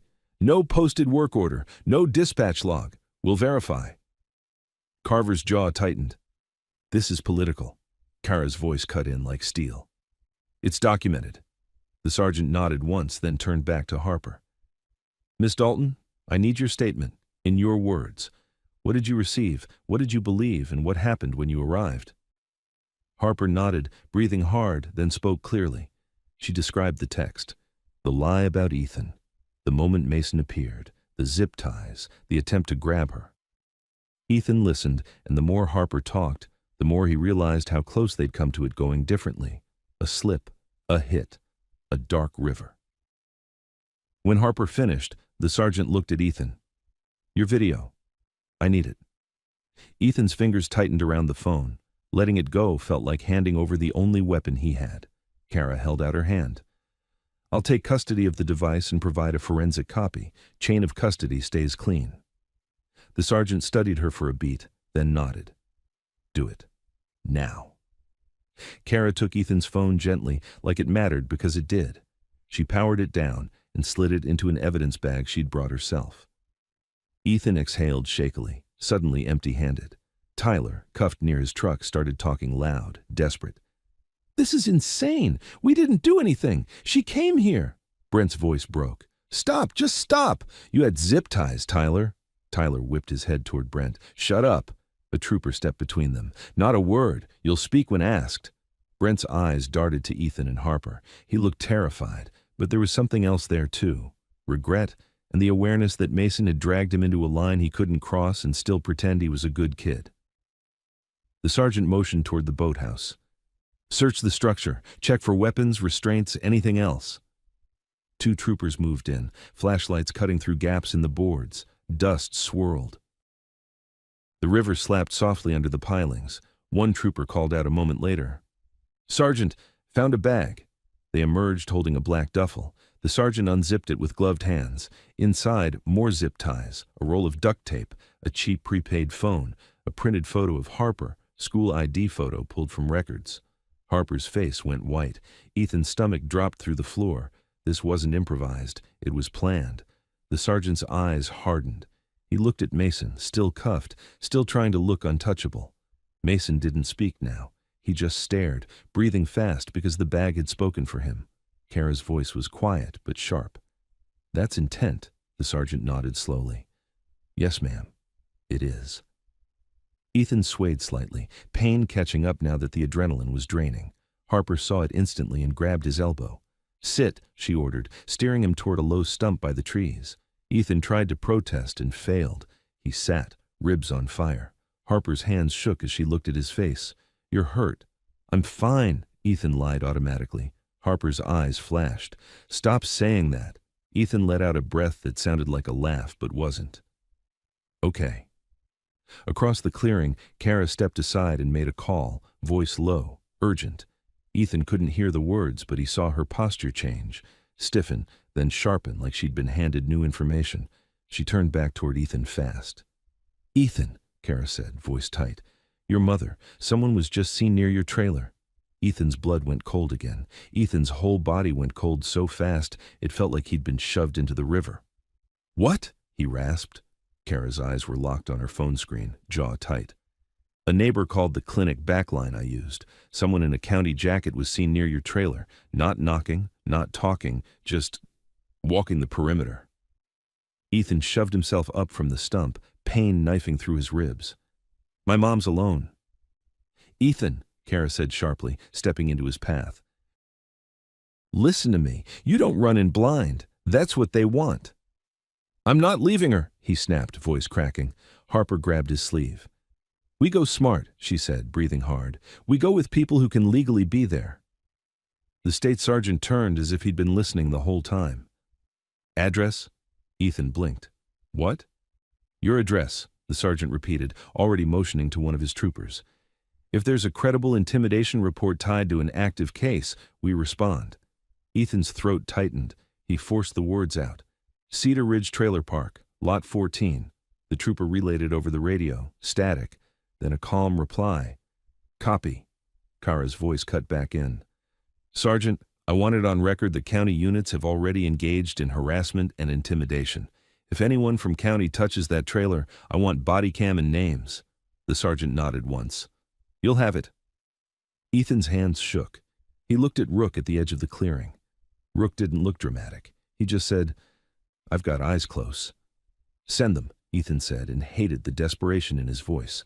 Rook answered the way he always did, short, controlled. Already did. Kara took Ethan by the elbow. You're in pain. You're not driving. You're riding with me. Ethan tried to argue, but another wave of rib pain shut his mouth. Harper stepped closer. I'm coming. Kara's gaze snapped to her. No. Harper didn't flinch. Yes, they lured me. They'll leverage me again. I'm not leaving him to handle this alone. Kara held Harper's stare for half a second, then looked at the sergeant. We're going. We stay out of the way. You handle contact. The sergeant's answer was flat. Stay behind my units. They moved fast. Kara's sedan followed behind two state cruisers, red and blue strobing through trees and darkness.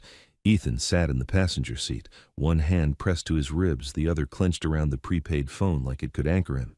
Harper was in the back, silent and rigid.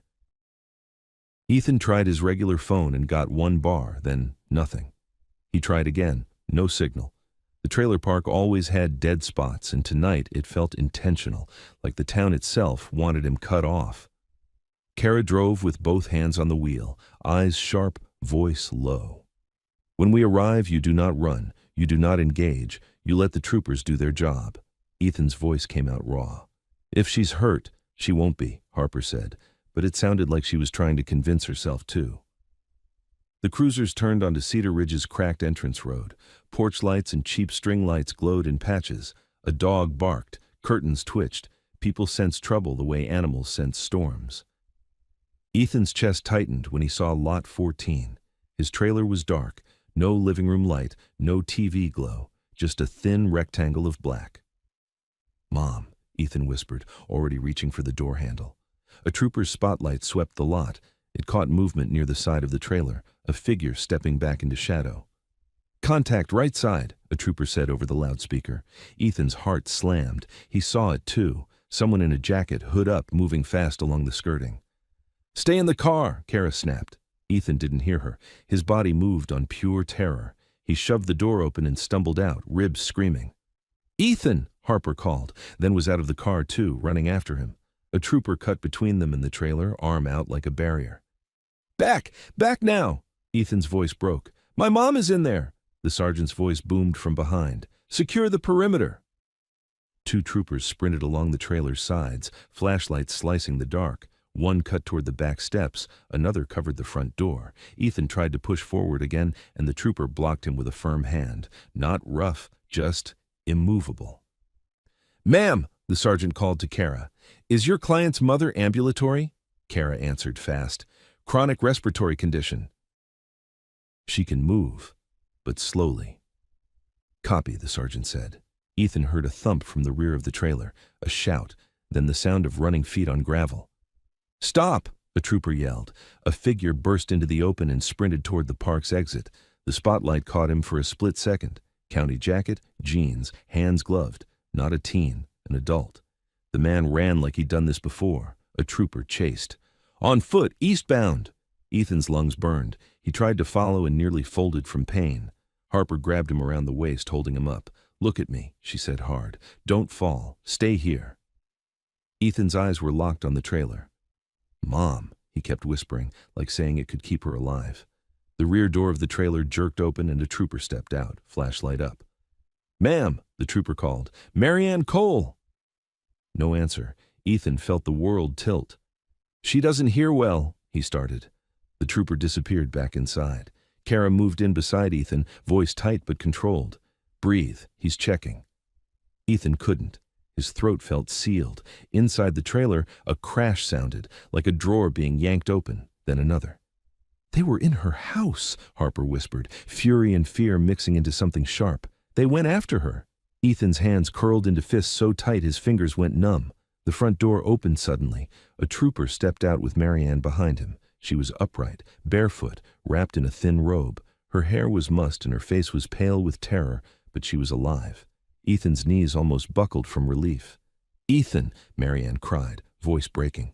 He tried to rush her and the trooper stepped aside enough to let him through. Ethan crossed the gravel in 2 uneven strides and caught his mother in his arms, careful with her fragile ribs, careful with his own. "I'm here," he whispered. "I'm here."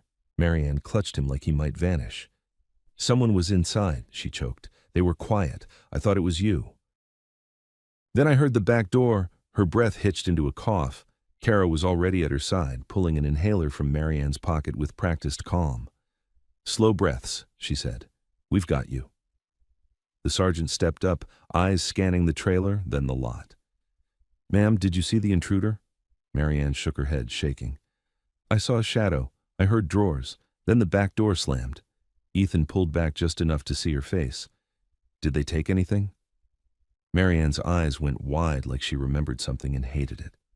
"The medicine," she whispered. "They were in the cabinet. They took the new bag." Ethan's stomach dropped again. Harper's voice went icy. "They're trying to make him desperate." Kara's jaw tightened. "And to create a medical emergency. That's not harassment. That's coercion." The sergeant nodded, grim. "Search the trailer. Photograph everything. We treat this as evidence."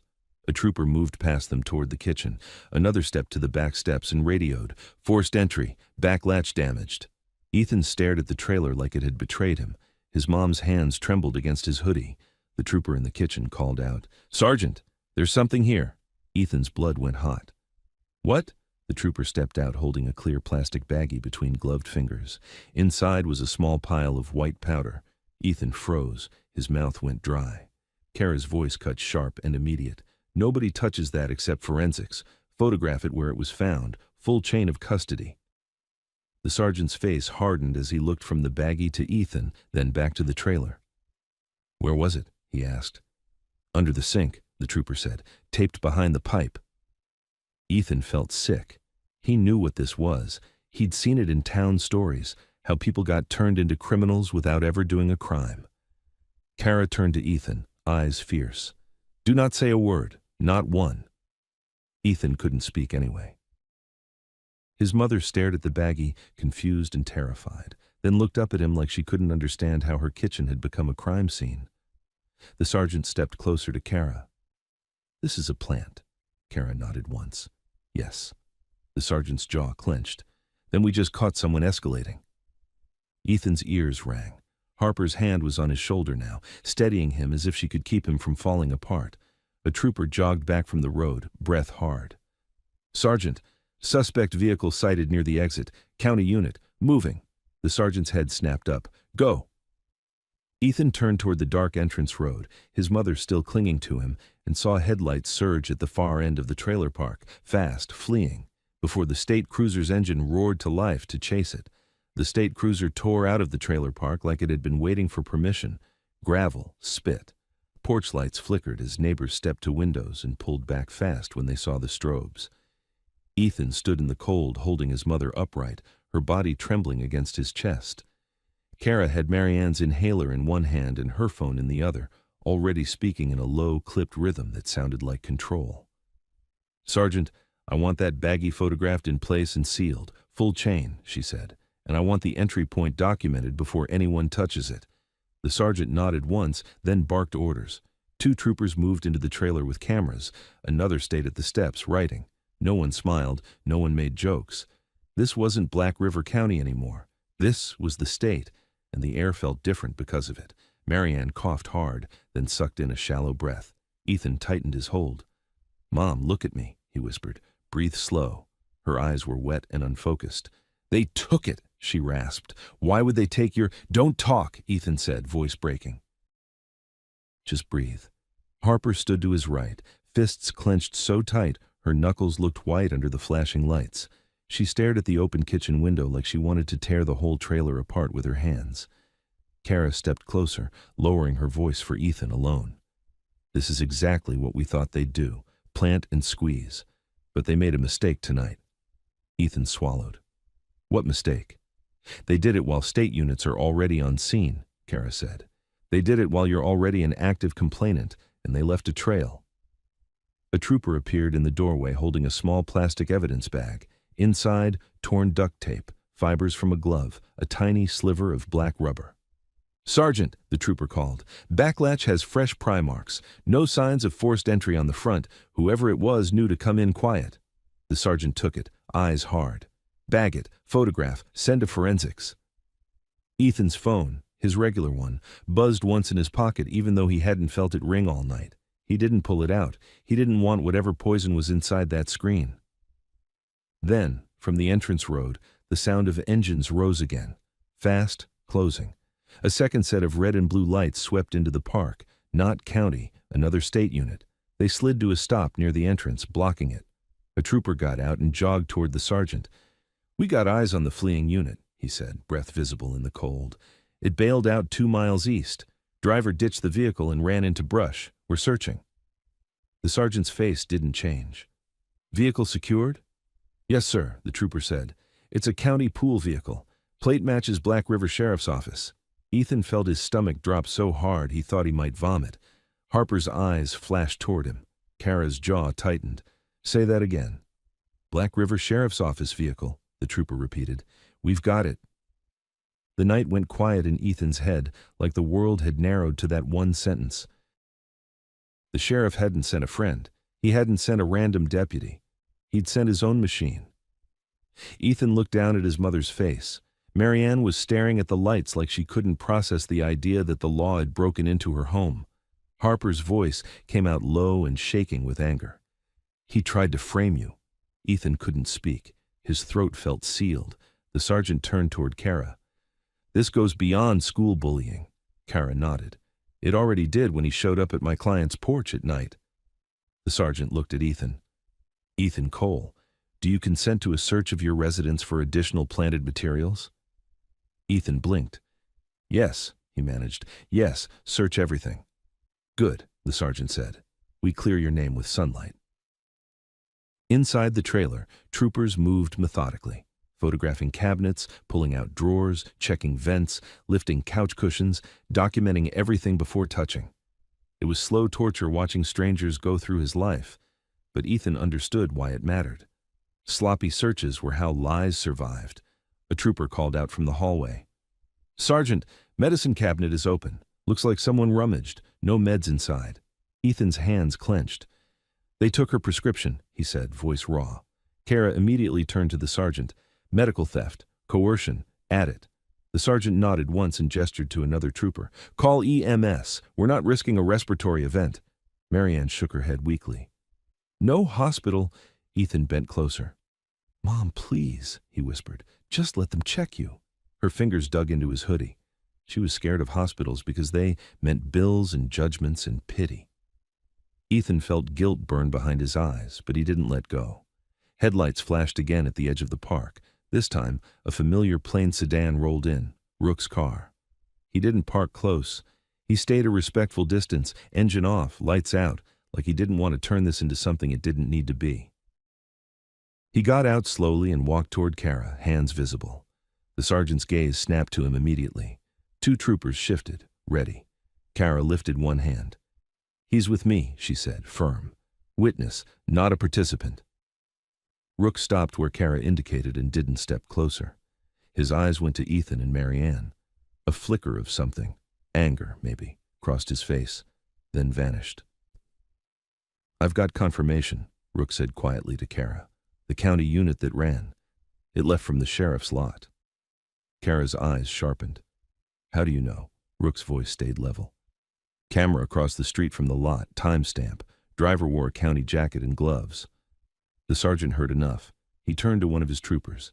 "Get a warrant request moving. For Sheriff Willis's office, his vehicle logs, dispatch records, camera system, all of it. Now." Ethan's heart hammered. For the first time, he felt the ground shift under the sheriff's feet. Then a voice cut through the park from behind them, loud, indignant. "What the hell's going on here?" Sheriff Willis had arrived. He stepped out of a black SUV, not a marked unit, face set in public outrage. He looked at the troopers, looked at Ethan holding his mother, then let his eyes widen like he was the hero arriving late. "Sergeant," Willis called, forcing a smile that didn't reach his eyes, "this is my county. I didn't authorize state units to swarm a trailer park." The sergeant turned slowly and faced him like a wall. "Sheriff Willis, We're operating under state authority tied to an active complaint and an incident tonight involving attempted abduction and obstruction. Willis's smile held, but his eyes flicked toward Kara, warning. I don't know what you think you have, but you're making a spectacle. Kara stepped forward. A spectacle is planting narcotics under a sick woman's sink. Willis laughed too fast. That's a serious accusation. It's documented, Kara said. And the vehicle that fled this park is registered to your office. For a fraction of a second, Willis's expression froze, not shock, calculation. That's impossible, Willis said smoothly. My vehicles are accounted for. The sergeant didn't blink. Then you won't mind if we verify. We've secured the unit. We're obtaining warrants. Willis's jaw tightened. He took one step toward Ethan, tone softening like he was trying a different approach. Ethan, son, you look exhausted. You're hurt. You've been through a lot. Let me handle this. You don't want to get yourself tangled up in something bigger than you. Ethan's hands shook. He stared at Willis and heard the porch voice again. Shame about her meds. You're not the kind of kid who wins these fights. Ethan pulled his mother closer and forced the words out. You came to my house at night. Willis's smile thinned. To check on you. You used my mom's name, Ethan said, voice cracking but loud enough. You talked about her medicine. Marianne flinched at the sound of it, confusion and fear crossing her face. Willis's eyes flashed, then softened again like a mask slipping back in place. You're upset. That's understandable. The sergeant stepped between them. Sheriff Willis, you will not speak to witnesses without counsel present. Willis looked at him. Excuse me? You heard me, the sergeant said flatly. Step back. For a beat, Willis looked like he might challenge it. Then he forced a laugh and lifted his hands. Fine, do your thing, but I'm going to be making calls. Kara's tone was ice. So are we.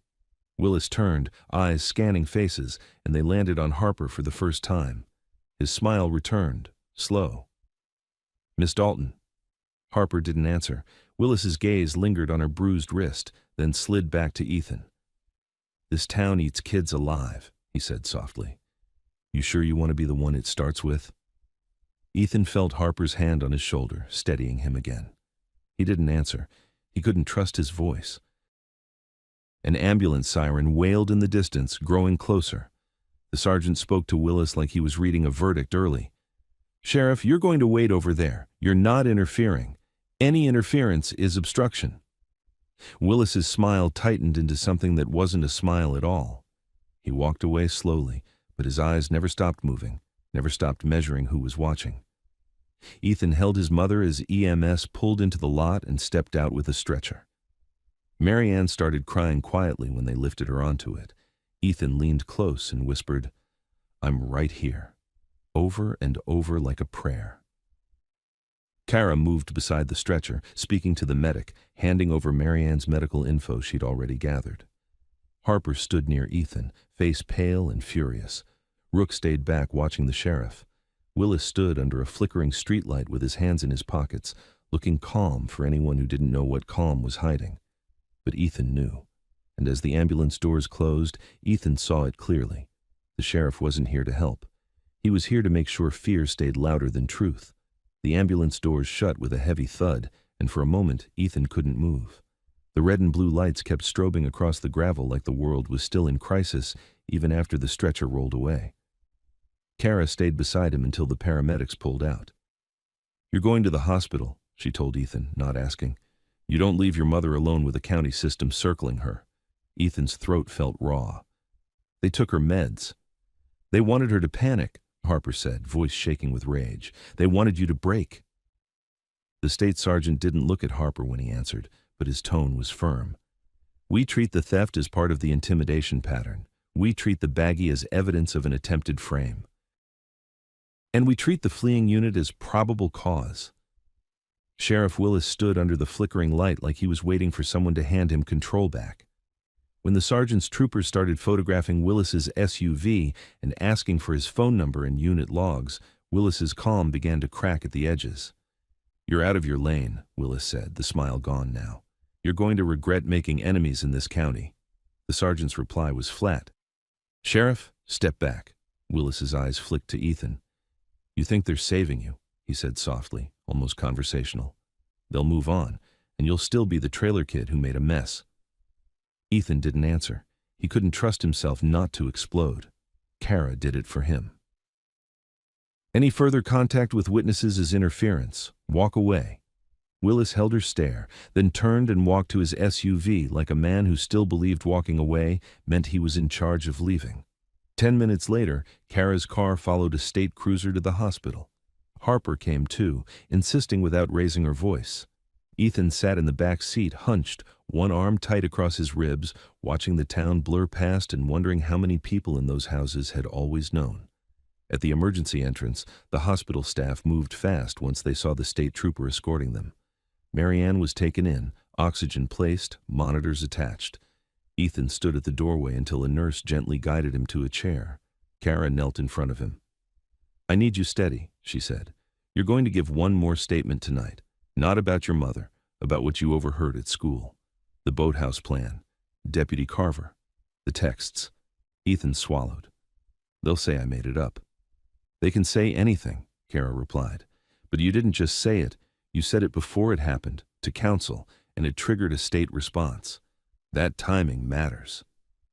Harper sat beside Ethan, hands clasped tightly in her lap. "I still have the text," she said.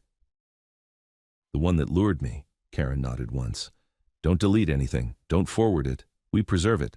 A trooper walked up with a small device bag. "Ma'am, we can take a forensic image of both phones, tonight." Kara's eyes sharpened. "Do it." Ethan watched as his world became evidence, timestamps, messages, call logs. It was terrifying and comforting at the same time. Terrifying because everything could be twisted, comforting because this time there would be a record. An hour later, Marianne's breathing stabilized. The doctor spoke in a low voice about stress, about medication interruption risks, about needing a refill immediately. Ethan felt shame flood him like a wave. "I can't," he started. Kara cut in smoothly. "You'll bill it. And the missing prescription is part of an active investigation. We'll handle the pharmacy and insurance escalation." The doctor nodded like he'd seen this before. Poor families drowning in paperwork, and left. Ethan finally stepped into Marianne's room. She looked smaller under the hospital blanket, cheeks pale, eyes glassy. She reached for him. "Ethan." "I'm here," he whispered, taking her hand. Her fingers trembled. "They were inside our home." Ethan's jaw clenched. "I know." Marianne stared at him, fear and something like apology mixing in her eyes. "Did you do something to make them mad?" Ethan's throat tightened. He couldn't lie to her anymore.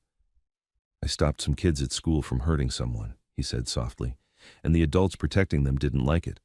Marianne's eyes filled. "I raised you to be good, not to get hurt." Ethan swallowed hard. "Being good is what got hurt," he whispered, then hated how bitter it sounded. Marianne squeezed his hand. "Then don't be alone," she said, voice shaking. "Promise me you won't be alone." Ethan nodded. It was the only promise he could keep. Outside the room, the state sergeant approached Kara with a folded warrant copy. "Judge signed," he said. "Sheriff's office, school camera system. County dispatch logs." Kara's face tightened with relief that looked almost like anger. "Good." The sergeant's eyes flicked to Ethan. "We're moving now. Your presence isn't required, but your safety is." Ethan stared at him. "My safety?" The sergeant didn't sugarcoat it. "You're a witness who just disrupted a corrupt local chain. That makes you a target." Harper stood. "He's not staying alone," Kara nodded. "I'm placing him in a safe location tonight. Documented." The sergeant's phone buzzed. He glanced down, expression hardening. "We just pulled the county unit's onboard computer. It pinged at Cedar Ridge 20 minutes before the break-in." Kara's voice went cold. "So it's not a rogue deputy. It's deliberate." The sergeant's answer was the closest thing to emotion Ethan had seen from him. "Yes." By midnight, news moved faster than anyone expected. A nurse whispered that people were calling the front desk, asking if the sheriff was really under state investigation. A security guard mentioned a reporter hanging around the entrance. Kara pulled Ethan aside. "Do not speak to anyone," she warned. "Not because we're hiding, because we control timing." Harper's phone lit up with a message. Her face tightened. "My dad wants me home." "Not tonight," Kara said immediately. "Too visible, too many eyes." Harper exhaled sharply, then nodded. For the first time, Ethan saw how hard it was for her to accept being protected.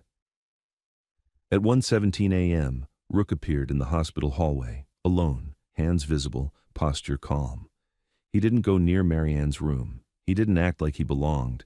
He simply approached Kara and spoke quietly. "School server's not wiped," he said. "Miles says it was accessed remotely around noon. Admin login. Same time the preservation demand hit." Kara's eyes narrowed. "Garner. Or someone using his credentials," Rook said. "Either way, it's traceable." Ethan stared at Rook. "You're everywhere." Rook looked at him, expression unreadable. "We're paying attention." Kara checked her watch. "Ethan leaves with me in 10. Harper, you're coming too. Separate vehicles. No straight route." Ethan's stomach twisted. "What about my mom?" Kara's voice softened slightly. "She's safe here. State has her location. County can't touch her without cameras now." Ethan nodded, but it felt like walking away from a part of himself.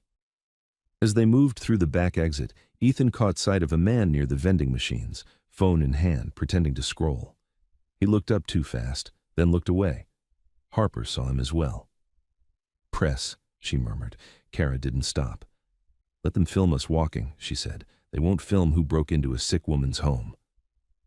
Outside, 2 state troopers waited in an unmarked vehicle, engines running. Ethan slid into Kara's car with Harper, heart still racing. As they pulled out, Kara's phone buzzed with a new message. Her eyes scanned it, and her face changed. Tight, satisfied, controlled. "What?" Ethan asked. Kara didn't look away from the road. "State units just entered the sheriff's office," she said, and Sheriff Willis's personal phone was served with a preservation order. Harper let out a slow breath. "So he can't erase it." Kara's voice was flat. "He can try, but trying becomes another charge." Ethan stared out at the dark streets of Black River and felt something unfamiliar move in his chest. Not hope, something sharper, the sense that the cage had a crack in it now, and the crack was widening. Ethan didn't sleep. Not really. He lay on a couch in a small, clean guest room Kara used for late nights. No family photos, no clutter, just a lamp and a folded blanket that smelled like detergent instead of fear. Harper sat in a chair by the window for an hour, scrolling through her phone without reading, eyes flicking up every time a car passed outside. At 6:11 a.m., Kara's phone rang. She answered on the first ring. "Yes, understood. Send it," she said, voice tight and controlled. She hung up and looked at them. "State investigators pulled dispatch records," she said. "Carver's construction block on Old River Road was never logged. No work order, no call, nothing." Harper's jaw clenched. "So he's done." "He's exposed," Kara corrected. "That's different. Exposed men either fold or get desperate."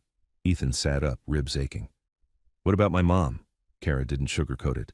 "She's stable. Hospital issued an emergency refill, and the state asked the hospital to hold her location private from county requests." Ethan's chest loosened by a millimeter. Not relief, just oxygen. Kara slid her laptop toward him. On the screen were headlines from local sites and a clip from a TV station 2 counties over. Grainy footage of state cruisers at Cedar Ridge, words like investigation and allegations, and sheriff's office scrolling beneath. "They're already spinning it," Ethan said. "They can spin," Kara replied. "They can't undo timestamps."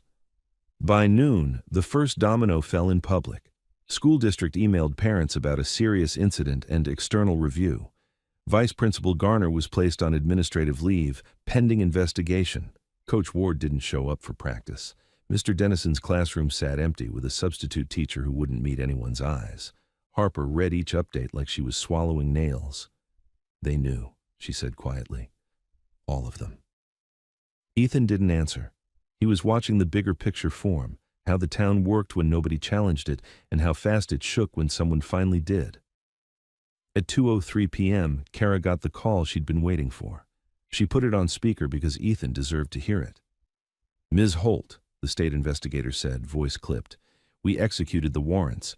We recovered deleted school footage fragments from the recorder's drive. Not complete, but enough to show initial contact. We also recovered logins indicating remote access attempted after your preservation notice." Kara's eyes narrowed. "And the sheriff's office?" A pause. We recovered communications between Deputy Carver and a number linked to Sheriff Willis's personal device. We're processing additional data. Sheriff Willis has been placed on administrative restriction pending further action. Ethan's throat tightened. Restriction? Kara's voice stayed steady. What does that mean, specifically? It means he's been ordered to surrender department credentials and weapons pending investigation, the investigator replied. He is not authorized to act in an official capacity. Harper covered her mouth for a second, eyes wide. Ethan's hands shook, and he hated that they shook. Kara didn't celebrate. She just nodded once like a builder checking a foundation. Thank you. Send everything in writing. When the call ended, the room went silent. Ethan stared at the wall, trying to understand that the man who'd stood on his porch and said his mother's name like a threat couldn't flash a badge today and make people obey. Harper exhaled slowly. He's not untouchable. No, Kara said. He's just been pretending he is. That night, state investigators arrested Deputy Carver first. Not dramatic. No sirens, no parade. Just handcuffs outside his apartment, a signed warrant, and a neighbor filming through blinds. Carver's face on the evening news looked like someone who'd finally realized the badge wasn't armor when the wrong eyes were watching. The next morning, Councilman Klein's office was searched. Then, the school board announced an emergency session. Then, Mason Klein didn't show up to school. Ethan heard rumors before he saw facts. Mason's father yelling at the district. Tyler's family suddenly considering relocation. Brent Haskins crying in the principal's office and asking for a lawyer. Kara didn't let Ethan feed on rumors. Facts only, she kept repeating. Facts win. 2 weeks later, the facts landed like a hammer. Sheriff Willis was charged. Official misconduct, obstruction, evidence tampering, and coercion related to the break-in and attempted frame. The state investigator didn't smile on TV. He didn't need to. The charges did the smiling for him. In school, it happened differently. One morning, Ethan walked in and felt the absence like a pressure release. No Mason leaning on lockers, no Tyler laughing too loud. Kids still whispered, but now the whisper had a different flavor. Caution. Linda Price passed Ethan in the hallway and didn't stop, but she brushed her fingers lightly against his arm in a small, silent gesture. The kind of gratitude adults give when saying it out loud still scares them. Harper returned to classes with Kara's office on speed dial and state attention hovering in the background. She didn't act like a victim. She acted like someone who had survived a lesson and would never forget it. One afternoon, Ethan found Harper sitting alone on the bleachers after school, staring at the empty field. "You okay?" he asked. Harper didn't look at him at first. "I hate that it took all this," she said, "for people to do the obvious thing." Ethan sat a few steps away. "They weren't going to," he said. Harper turned, eyes bright with anger that had nowhere to go. "Then why did you?" Ethan swallowed. The answer felt simple and heavy. "Because you look trapped," he said, "and I know what trapped looks like." Harper's face softened just slightly. "My dad wanted to meet you," she said. Ethan stiffened. "I'm not joining anything." Harper shook her head once. "He doesn't want you to join. He wants you to know not everyone pays you back with fists." A week later, Ethan stood in a small hospital room again, this time not in panic. Marianne was sitting up, color back in her cheeks, paperwork in her lap. A social worker spoke with Kara on the phone, confirming coverage for a longer treatment plan. The emergency refill had become a stable prescription route, documented and protected. When Marianne was discharged, Ethan walked her out into sunlight that didn't feel hostile for the first time in months. Outside the hospital, a black SUV waited at the curb. Gage Dalton stepped out. He didn't wear a uniform, no patches, no performance. Just a tall man with steady eyes and hands that looked like they'd built things and broken things in equal measure. Ethan's spine tightened anyway. Gage looked at Marianne first. "Ma'am," he said politely, "I'm sorry someone used you as leverage." Marianne blinked, then nodded, still wary. "Thank you," she managed. Gage turned to Ethan. "You did something most people don't," he said. "You stepped in when it cost you." Ethan's voice came out rough. "I didn't do it for you." Gage nodded once like that was the point. "I know." He reached into his jacket and held out an envelope. Not flashy, not thick enough to feel like a bribe. Just paper. Ethan didn't take it. No. Gage didn't push it into his hand. He held it there calmly. It's not charity. It's a bridge. Medical support for your mom and an apprenticeship placement at a shop outside county influence. Real work. Real pay. You can say no. You can walk away. But I'm offering, because I'm not going to pretend your courage should leave you broke. Ethan's throat tightened. He looked at his mother. Marianne's eyes were wet, not pleading, just tired of watching her son bleed for doing right. Ethan finally took the envelope with shaking fingers. If there are strings, Gage cut him off with a small shake of his head. One string, he said. You keep being who you are. Harper stood near the SUV, watching, arms folded, eyes steady. She didn't smile. She didn't need to. The moment was too real for that. Ethan nodded once because words didn't fit. That same month, a youth safety program launched quietly in Black River, funded through legal channels fronted by community groups, structured so the sheriff's office couldn't choke it. Kara helped draft it. The district had no choice but to accept oversight. Teachers started showing up in hallways again. Adults began acting like adults when kids were cornered. The town didn't become good overnight, but it changed. On Ethan's first day at the new shop, he walked in wearing clean work gloves and a bruise-free face. His phone buzzed with a message from Harper. You still owe me a real thank you. Ethan stared at it, then typed back. You're alive. That's the thank you. He put the phone away, picked up a wrench, and got to work. And for the first time in a long time, the future felt like something he could actually hold. Ethan turned his head just enough to see her. She wasn't crying. She looked furious, like she was trying to learn the rules in real time and hated every one of them.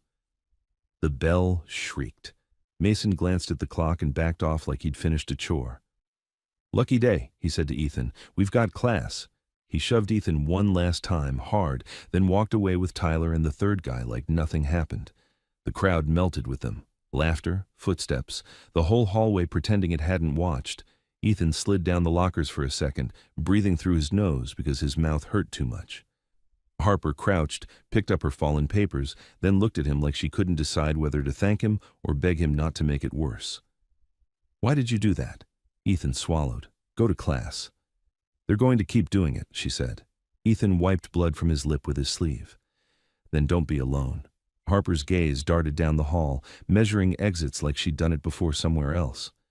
You shouldn't be alone either, she said, quieter. They don't stop when they get bored. They stop when they win.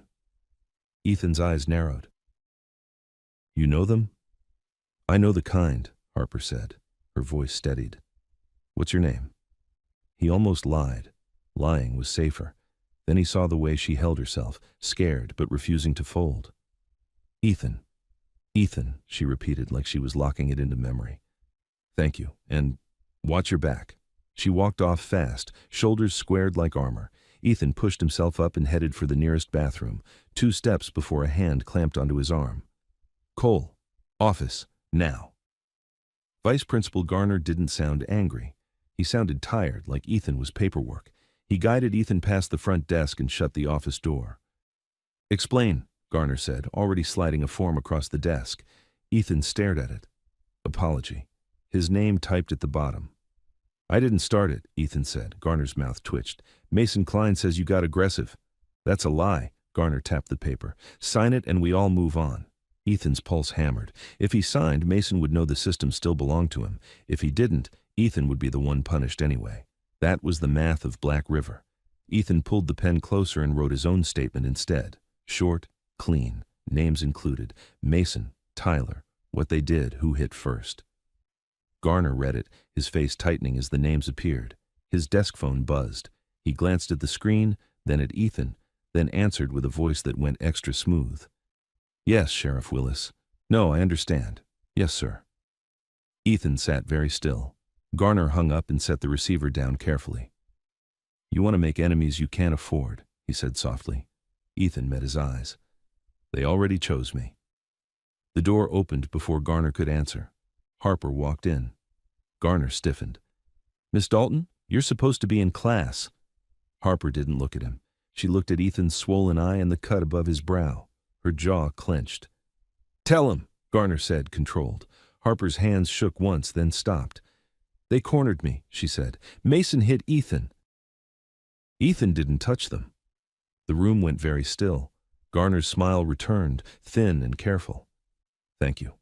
You can go. Harper didn't move. Are you going to punish them? Garner's eyes hardened. Go to class. Harper held Garner's stare for one long beat, then turned to Ethan. I'm not done, she said quietly, like it was a promise, not a threat. Then she left. Garner exhaled through his nose. Go home, he said to Ethan, suspended for the day. We'll revisit this tomorrow. Ethan blinked. Just today? Don't push your luck, Garner said. Ethan left before tomorrow could turn into a week. He didn't go straight home. He couldn't.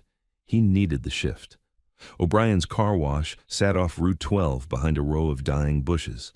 Ethan walked in through the side door, the smell of soap and wet rubber hitting him like routine.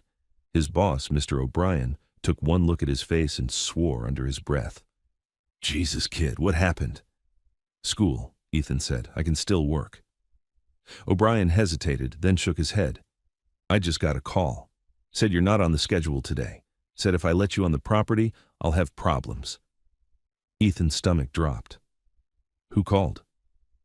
O'Brien didn't answer, but his eyes flicked toward the office phone like it could bite. Go home, he said, softer. I'll figure something out. Ethan stood there a second, feeling the floor tilt. Not from the hits, because the truth had weight too. He nodded once, because what else could he do? As he stepped back outside, a truck rolled past slow. Mason was in the passenger seat. Tyler drove. Tyler leaned out the window just enough for Ethan to hear. Should have signed the apology, Tyler said, smiling. Your mom's gonna love the dark. The truck kept moving like it hadn't said anything at all. By the time Ethan reached the trailer park, his shoulder ached with every step. He slipped inside quietly. His mom sat on the couch with a blanket over her knees, TV low. When she saw his face, the blanket slid to the floor. Ethan, she whispered. I'm fine, he lied immediately. Her hand rose toward his bruised cheek and stopped halfway, afraid of hurting him. She forced a smile that didn't work. Did you eat? Yeah, Ethan said. I'm going to clean up. He locked himself in the bathroom and stared at the mirror, one eye already swelling shut. Blood dried along his lip. He turned on the sink and let the water run until his breathing slowed. His phone buzzed in his pocket. Unknown number. Ethan stared at it, thumb hovering. He didn't answer.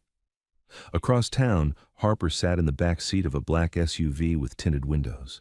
Her backpack rested on her lap like a shield. She kept touching the bruise on her arm as if checking it was real. The SUV turned off the main road and rolled toward a warehouse at the edge of Black River, where the streetlights gave up. Motorcycles lined the front like a steel wall, chrome, black paint, exhaust smell lingering in the cold. The garage door was open. Men in leather vests looked up when Harper stepped inside. A tall man straightened from a workbench, wiping his hands on a rag. Dark hair, silver at the temples, eyes that made the room go quiet without him asking. Harper swallowed hard. Dad. His gaze went straight to the bruise on her arm, then to the torn strap on her bag, then to the faint smear of blood on her cuff that wasn't hers. The man's jaw tightened, slow and controlled. What happened? He said, voice low enough to sound calm and deadly at the same time. To my daughter?